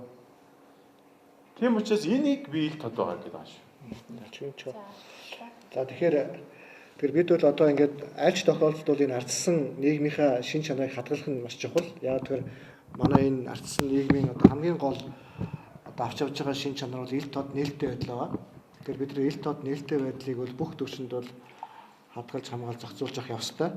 Тэгэхээр ер нь бол одоо далд байснаас ил тод нээлттэй байсан хамаагүй дээрээ энэ тохиолдолд бол мэтгэлцэн шүүмжил өрнөн үүний үр дүнд бодлого болж гарч ирнэ. Тийм болохоор бид энэ шийдэж чадахгүй байгаа зүйлээ шууд хаах биш. Шийдэх хөлрүүдийг одоо дэвшүүлэх ёстой гэж ингэж хэлмээр байна. За дээрэс нь одоо түрүүн одоо манай өрсөлдөгч баг хэлсэндээ улс төр мөнгө хоёрыг салах ёстой гэж яриад байна. Энийг нь бол буруу гэж боддог. Яагаад гэхээр судлаачийн үед яагаад гэхээр улс төр мөнгө хоёрыг бодлогын нам гэдэг зүйл дээр нэгтгэх ёстой байхгүй юу? Үнэгүй ажил гэж хаанч байхгүй шүү дээ. Харамсалтай нь мөнгө улс төрийн намд авилгалын хэрэгсэл болж очиод байгаа. Энэ мөнгийг бид нар бодлогын нам дээр авчрах ёстой. Түүнээс биш ерөөсөө улс төр мөнгө хоёрыг салах ёстой. Мөнгө ерөөсөө улс төрт байх ёсгүй гэвэл энэ шиг одоо үйл бүтэх онол хаанч байхгүй. Тэгэхээр улс төр мөнгө хоёр хизээд салахгүй. Үг байдаг шүү дээ. Улс төрт мөнгө бол эхийн цагаан шүүс шиг хэрэгтэй гэдэг. Аль ч улс оронд ийм байгаа. Хүлээн зөвшөөрч чадахгүй бид нар яваад байгаадаа л асуудал байгаа болохоос ш. Одоо тэгэхээр яах вэ гэхээр улс төрд орж ирж байгаа мөнгийг яаж ил тод байлгах юм? Яаж хуваарлах юм?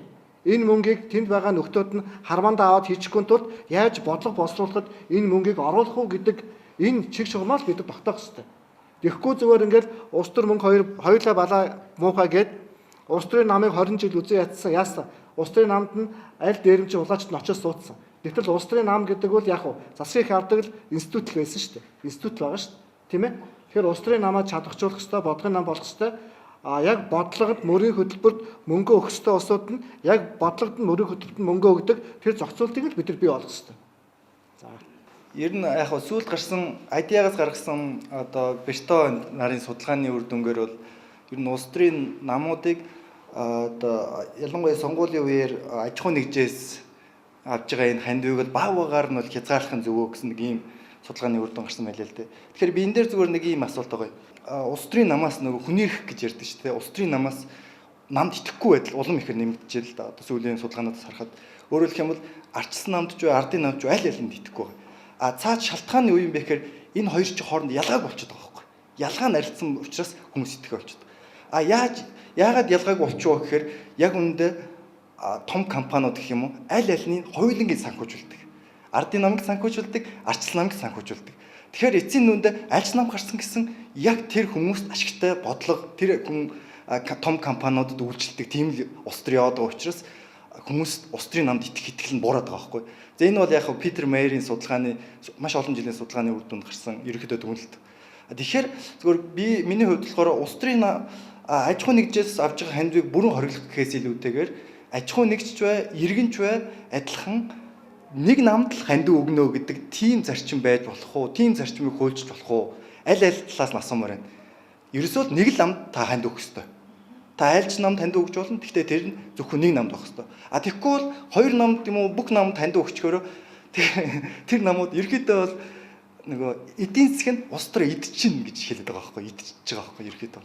Нэг тийм процесс. Зөвхөн аль нэг намыг одоо аль нэг намд хандив өг гэхээр бас төтөлтэй очоод яагаад тэгэхээр улс төрийн намын мөрийн хөтөлбөр чи өөрөө эдийн засгийн асуудал тийм ээ нийгмийн асуудал, аж үйлдвэрийн асуудал, хүүхдийн асуудал ч гэдэг юм уу гээд маш олон салбар хүрээг хамарна тийм үү. Гэтэл одоо нэг нам бол одоо бүх юмыг төгс шийдсэн мөрийн хөтөлбөр дэвшүүлж чадахгүй шүү дээ. Тийм ээ.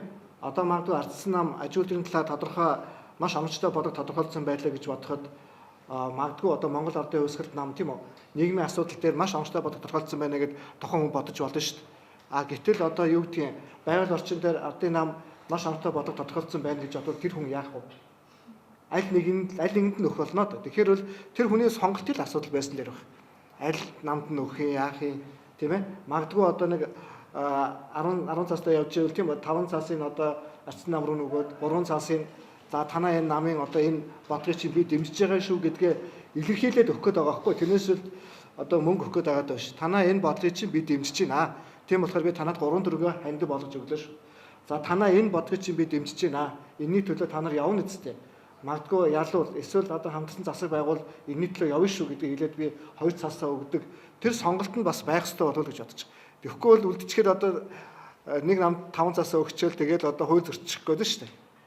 Ер нь бол улс төрийн намуудад айлч нэр дэвшигчд тийм ээ хандив өгөх асуудал бол нээлттэй.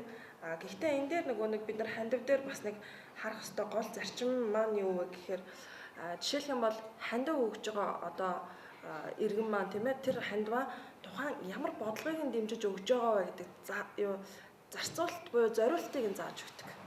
Тэгэхээр би 1000 төгрөг тийм ээ одоо 3 сая төгрөг өгч чаддгүй маа гэхэд за би нэг 100000 төгрөг цалингаас илүүчлэлт өгье гэж бодъё л да. Гэтэл тэр нам юм нэр дэвшигчийнхаа зөвхөн хүүхэд эмэгтэйчүүдийн чиглэлд явуулах бодлогыг тууштай одоо авч явах тийм ээ энийг боловсруулахад нь зориулж тэр 100000 төгрөг өгчдөг. Эргээд тэгвэл тэр хандив авж байгаа хүмүүс ямар одоо зүйлийг хийх ёстой вэ гэхээр миний 100000 төгрөг яг тэр нөгөө бодлогоо тодорхойлоход хэрэгжүүлэхэд яаж ямар байдлаар зарцуулагдсан бэ гэдэг тайлангаа надад эргэж өгч явах хэрэгтэй. Тэгэх юм бол би тэр нам юм уу нэр дэвшигч тийм ээ дараагийн удаа 100000-аас 100,000 ч юм уу өстой жинхэнэ 3 сая төгрөг болгоод өгөх нөгөө боломжийг нь нээж гарч байгаа. Тэгэхээр олон улсын жишгт бол энэ томоохон хандивлагчдаас илүү жижиг хандивлагчдын мөнгийг аль болох олон байлгах тусмаа нөгөө нэг ардчлалын суур зарчмууд төр төлөөллийн зарчим, тэгшэрхийн зарчим, сонгох эрх гэдэг ингээд олон асуудлууд нь ингээд юу гэж хэрэгждэг гэсэн ийм зүйл гарч ирдэг л дээ. Тэгэхээр ерөөсөө ер нь бол жишг яг ийшээгээл тогтоод явж байгаа тий. За тэгэхээр аль нь ч бол хандив өгч болно. Шууд нэгэнд нь л өгөх юм бол тэр нэг үзэл бодлоо илэрхийлэгч гэдэг юм уу те. Тэр бодлогыг дэмжих энэ төр чиглэлүүд нь бол бас тодорхой хэмжээнд зөрчигдөх юм бол болчихдээ. Улс төрийн намын нийтийн бүр шалдаа өгсөн байна. 12% тийш гарч чадахгүй. Тэгээ энэ аюу олон хүчин зүйл нөлөөлж байгаа л доо. Энэ нэг хүчин зүйл нь юу гэхээр улс төрийн намын нам нь эргээд төрийн мөнгөний шийдвэр гаргалтын дамжлага байна гэдгийг харчаад тэрлүү зүтгээд тэгээ нөгөө бодлогын нам гэдэг зорилго нь алдагдаад зүгээр нэг төрлөө ордог зам болж өөрсөндөө шууд холбоотой. Энэ замаар явахын тулд такс төлж байгаа. Энэ такс хэдий хаана төлж өгдөг бүгд мэдж чадахгүй байхгүй. Энийг мэдчмээр их нийлж. Дандаа таамаг ярьлаа шүү дээ. Судалгаа гэж юм тийм үү. Энэ бол судалгаа бол яг бодит байдлаар төссөн хэсэг юм би мэдэхгүй байна. Гэхдээ бид бүгд таамаг л ярьлаа. Замбаргаалтчлаа нүс санхүүжилт чинь. Эргээд энэний үр дүнд тендер авчих юм авчих. Энэ таамаглал нь яагаад таамаглал болж өглөө тэр баримтууд нь тэр мөнгнүүд нь бүгд далд яваад байгаа байхгүй. Энэ мөнгнүүд нь ил болгоё. Энэ нэгдүгээр хамгийн том алхам болно. Энэ мөнгөний урсгалаа бид нар харж агаад хууль хяналтынх нь энэ гэмт тэргүүн гэдэг тийш аваач. Нөгөө сөрөг нам нь энийг нь ил гаргаад тавиад шүүмжил. Судлаачд нь судалгаагаа хийгээд гарч байгаа дүгнэлт түүнтэй уялдаад үүс асуудлыг шийдэж байгаа шийдлүүд оновчтой тодорхойлох нүдэн нээгдэг тий. Бид ингээд нүд таглаатай ирнэл тэр харанхууд юу вэ гэдгийг таамаглаа яваад байгаа дээрс ялгахдахгүй байгаа байхгүй. Тэгэхээр бид ингээд яагаад би ингээд нийлдэд тул байдал руу явцгийг л хуулиар ямар ч асуудлыг шийдэж чадахгүй байдал руу орцсон хамгийн айл. Ерөөс ингэ бүх нийгмийн харилцаа тийм зам руу орцсон.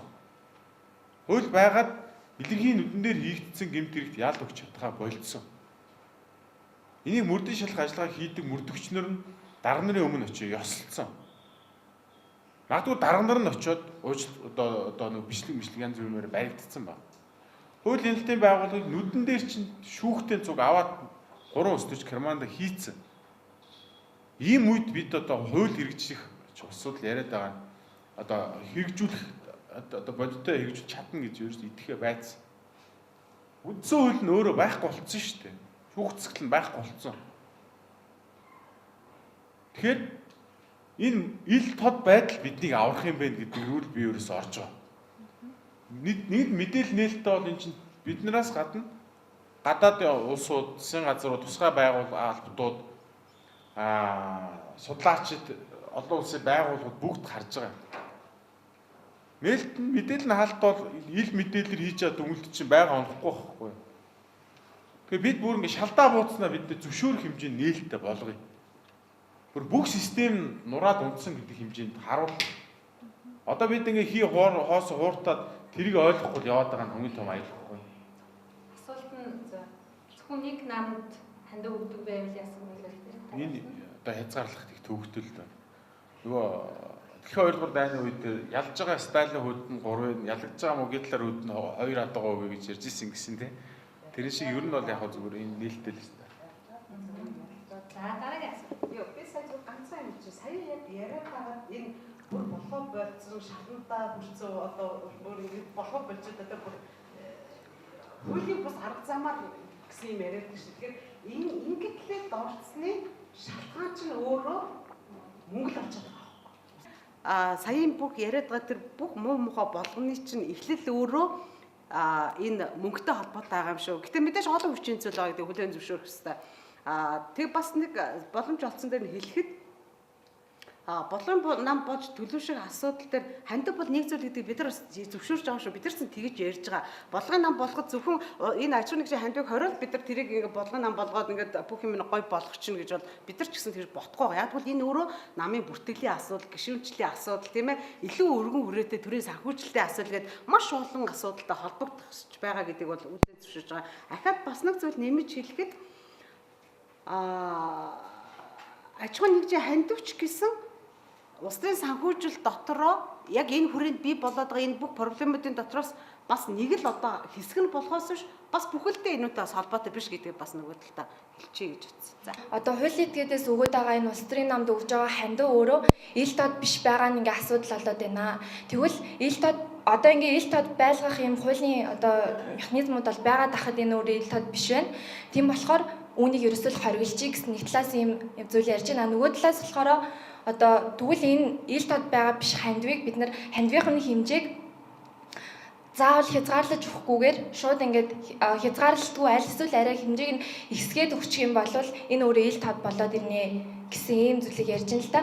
Тэгэхээр ер нь бол ил тод болгох нь зүйтэй ил тод байлгаад энэ одоо хуулийн этгээд өгж байгаа хандив гэдэг зүйлийг байлгая. Тэр нь танахаас энэ багаас ярьж байгаа ганцхан одоо хэлж өгсөн одоо шийдэл нь гэх юм арга зам нь өөрөө одоо тэр хандивыг зүгээр хязгаарлахгүй хэмжээг нь хязгаарлахгүй орхичихё гэдэг юм яриад байна л та.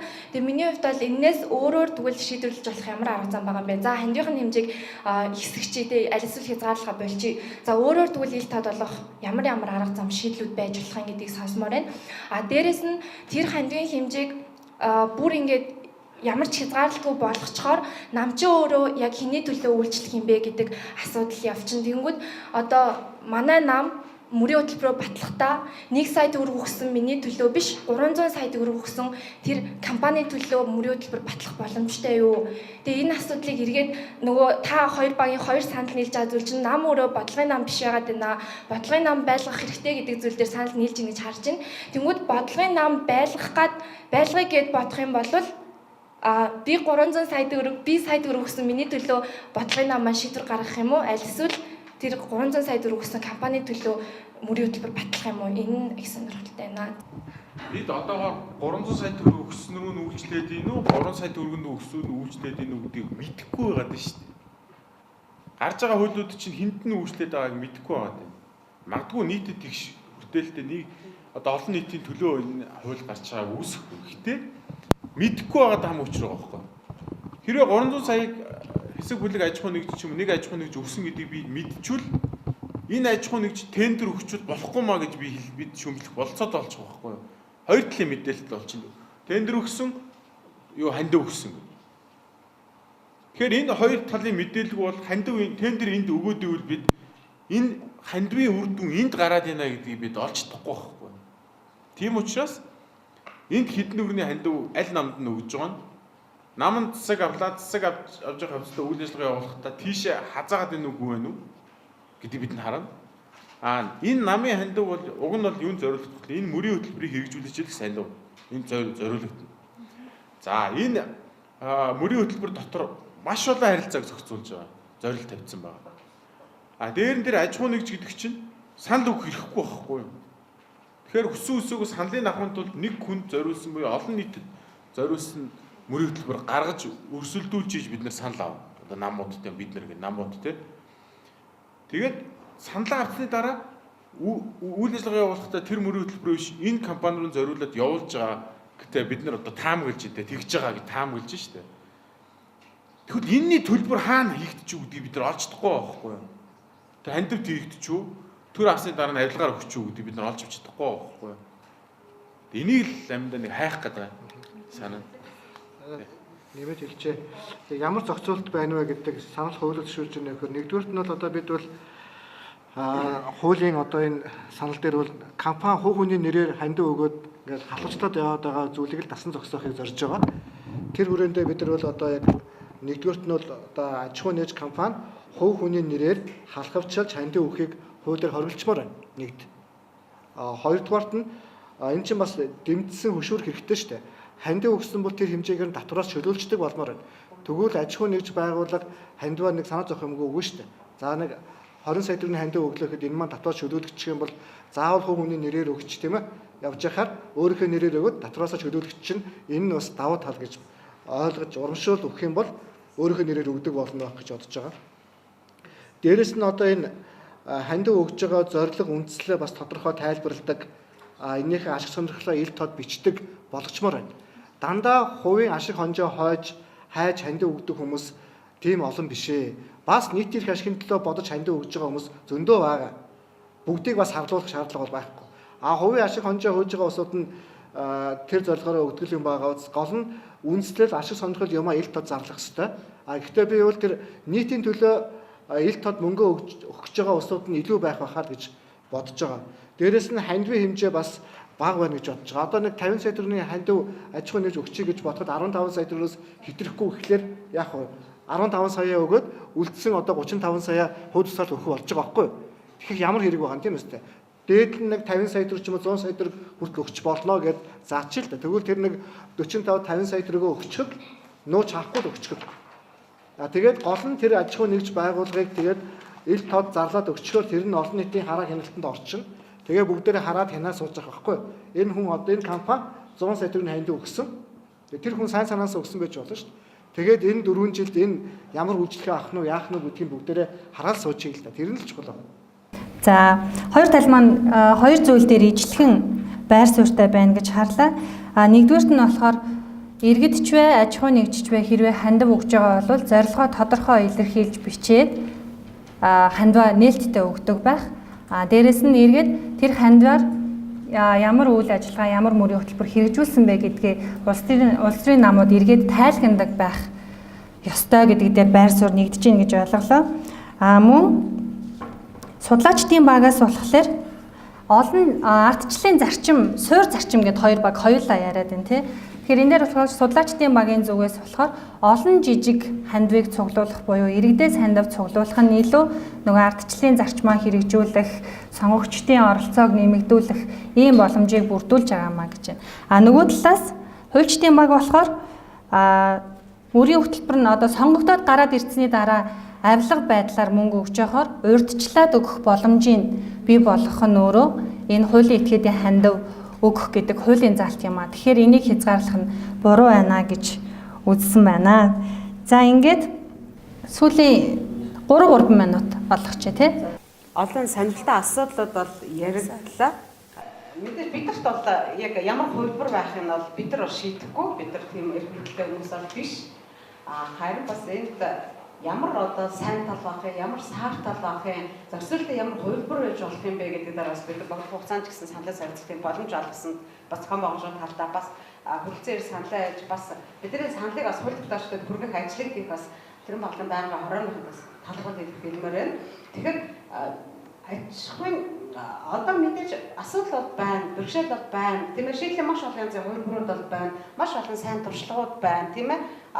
Болж байгаа зүйл ч байна, болохгүй байгаа зүйл ч байна. Тэгэхээр цаашид яах вэ гэдэг дээр энэ удаагийн хэлцүүлэл зөвхөн эхлэн бол болж байгаа. Тэгэхээр зүгээр цаашид яах вэ гэдэг дээр би нэг 2 зүйл, 3 зүйл хэлээд тэгээд микрофон өгөх гэж байна. Тэгэхээр иргэдийн хандивын хэмжээг нэмэх замаар аль болох аж ахуйн нэгжийн хандивыг хориг тал руугаа бидний шинжилгээг хийгээч, тийм ээ. Ингэхдээ нөгөө талаас шилээд байгаа тэр ил тод байдал, чанар хариуцлагын асуудлыг нь бид нар цогцоор нь авч үзэхгүй ахаад нэг шинэ механизм гарч ирдэг. Тэгээд бид нар ч айгүй тэрийг тойрох, халахвчлах эсвэл тэрийг одоо уландаа гიშгэх маш олон янзын сайн аргыг бол олж чаддаг хүмүүс шүү дээ. Тэгэхээр цогцоор нь энийг авч үзэх хэрэгтэй байна. Хоёрдугаар ялангуяа хэрвээ хоригдж бид нар шаталгүй бол аж ахуйн нэгжүүдийн хувийн сонирхол орж ирээд бид нар дийлэхгүй бол дөрөөс альва лиценз тухайлбал уул уурхайн лиценз тусгай зөвшөөрлөд эзэмшдэг бүртээ гэрээлээ ажилладаг компаниудыг хандив өгөхийг ядаж хориглоё тийм ээ. Ядаж ингэж хориглоё.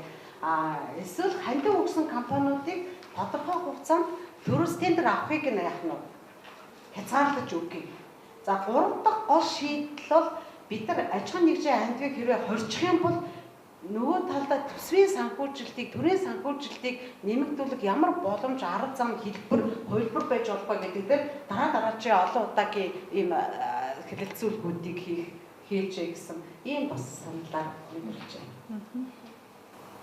За баярлалаа. Тэгэхээр мөн адил яг энэ хэлэлцүүлэг мэтгэлцээний зохион байгуулалт гэдэг нь талд өөр байр суурьтай байгаа хүмүүсийн ойлголтыг нэгтгэх одоо ажлын хэсгээс ч гэсэн хүмүүс байна гэдэг нь бас их талархалтай л санагдаж байна л да. Тэгэхээр нөгөө за ажлын хэсэг хуулийн төсөл дээр энэ асуудлыг ямар шийдэл байж болох юм гэдгийг оруулаад ирлээ гэхэд нөгөө намууд маань бас энийг батлах сонирхол бас хэр байх уу гэдг нь айгүй эргэлзээтэй.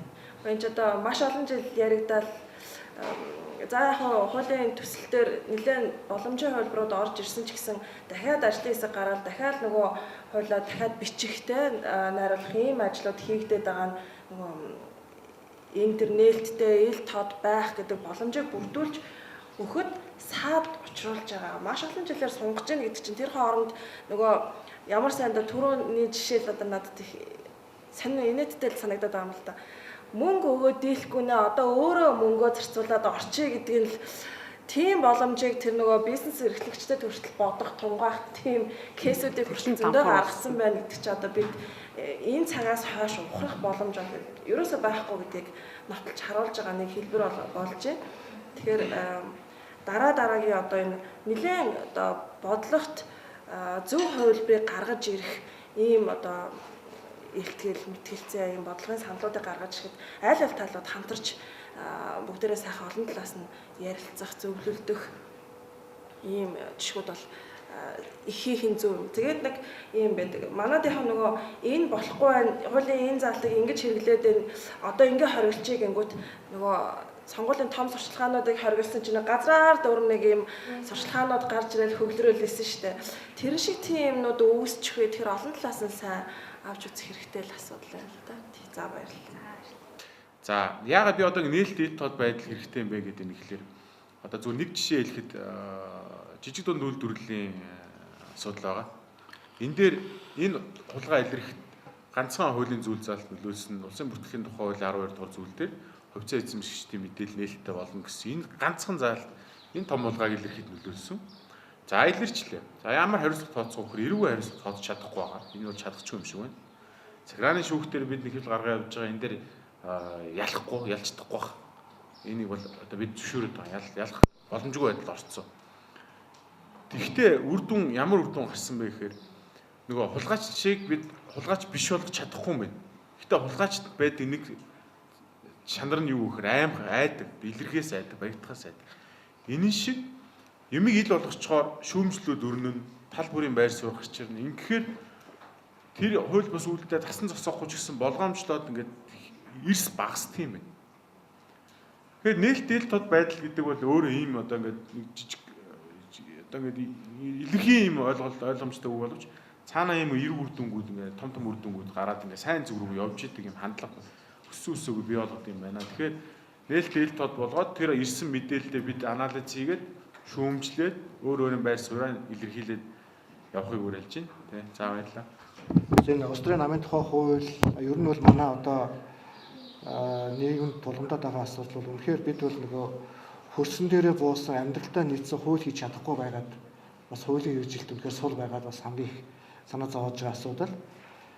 Тэгээ ер нь бол одоо Монголд хийгдэж байгаа ялангуяа энэ улс төрийн нам одоо холбогдох хуулиуд бол яг үнэндээ бол яг бодиттой улс төрийн амьдралч гэдэг юм нийгмийн харилцааг зохицуулж чадахгүй яваад байгаадаа л асуудал нь байгаад байгаа юм л. Үнэхээр одоо амьдралын хөрсөндөө буудсан, амьдралдаа буусан хууль гараад ирэх юм бол тэр тухайн амьдралаа зохицуулаад явна. Зохицуулж чаддгүй, өнгөцгөн зохицуулдаг, судалгаануудаа хийдгээс болоод тэр хууль нь амьдралд хэрэгждэггүй. Ийм одоо бодит амьдралын шалгуур хангадаггүй ийм хуулиуд бол маш их болчиход байгаамаа. Тэгэхээр бол хуулийн чанарыг бол бодит амьдрал шалгана. Тэгэхээр шалгуурыг даахгүй маш олон хуулиуд бас байгаад байгаа. Тэгэхээр энэ улс төрийн намын тухай хууль бас энэ шалгуурыг даваасаа гэж бол бидний хувьд маш их хүсэж байгаа. Энэ хууль маань бодит амьдралын шалгуурыг давж чадахгүй бол энэ хууль үйлчлэхгүй өөр жим гардаг. Тэгэхээр энэ одоо юунаас бол бид бол бас сэргийлэх ёстой. Тэгээд ялангуяа энэ одоо энэ хандивтай холбоотой асуудал дээр одоо үйлчилж байгаа хуулийн зохицуултыг тоо хэмжээ болон холбогдох байдлаар өөрчлөх гэдэг юм уу, хуулийн этгээдийн хандивыг байхгүй болгоё гэж байгаа бол хууль тогтоомжийн тухай хууль заасан хуулийн хэрэгжилтийн үр нөлөөний судалгааг заавал хийх ёстой. Яагаад ямар үр нөлөө үзүүлсэн учраас хандивын хэмжээг өөрчлөе гэж байгаа, багасгах гэж байгаа гэдэг. Энэ одоо тооцоо судалгаан дээр л ярихгүй бол бид бол одоо ингээд өнгөрсөн 20 жил бол одоо тэгээд нэг дарга нэг гишүүн өөрийн дураараа хууль хийжсээр байгаа хуулийн системээ батад оногчлаа шүү дээ. Яг үүний хэрэгтэй бол одоо Монгол улсад бол ер нь бол авилгалын одоо дампуурлаас гадна хуулийн одоо дампуурл руу орчлоо шүү дээ. Хууль маань чанаргүй хийгддэг боллоо. Дээрэс нь хуулийн хэрэглээ бол ингээд зах замбраагаа алдлаа, тийм ээ. Нэг хуулийн залтыг янз янзаар тайлбарладаг боллоо гэдэг. Үнэхээр хуульчтанд дотроо авчраа болохоо боллоо. Тэгэхээр энэ одоо асуудал дээр бол бас тал талдаа бас анхаарах хэрэгтэй. Тэгэхээр өнөөдрийн энэ хилцүүлгийг хийж байгаа нь бас энэ одоо хуульчдын өмнө тулгамдж байгаа болохгүй байгаа асуудлыг шийдэхэд бас ч гэсэн нэг ч гэсэн алхам болсон бахаа гэж бодож байна. Баярлалаа. За баярлалаа. Хөтөлбөрийн хилцүүлгийн эхэнд хэлсэн эсрэг тесрэг үзэл бодлуудыг уралдуулах, асуудалтай гүнзгий танилцах, шийдлийн талаар ярилцах гэсэн энэ эхлэлийг бол зорилгоо биелүүлж чадсан байх гэж найдаж байна. Тэгээд хүрэлцэн ирсэн зочидтой болон оролцогчдод баярлалаа.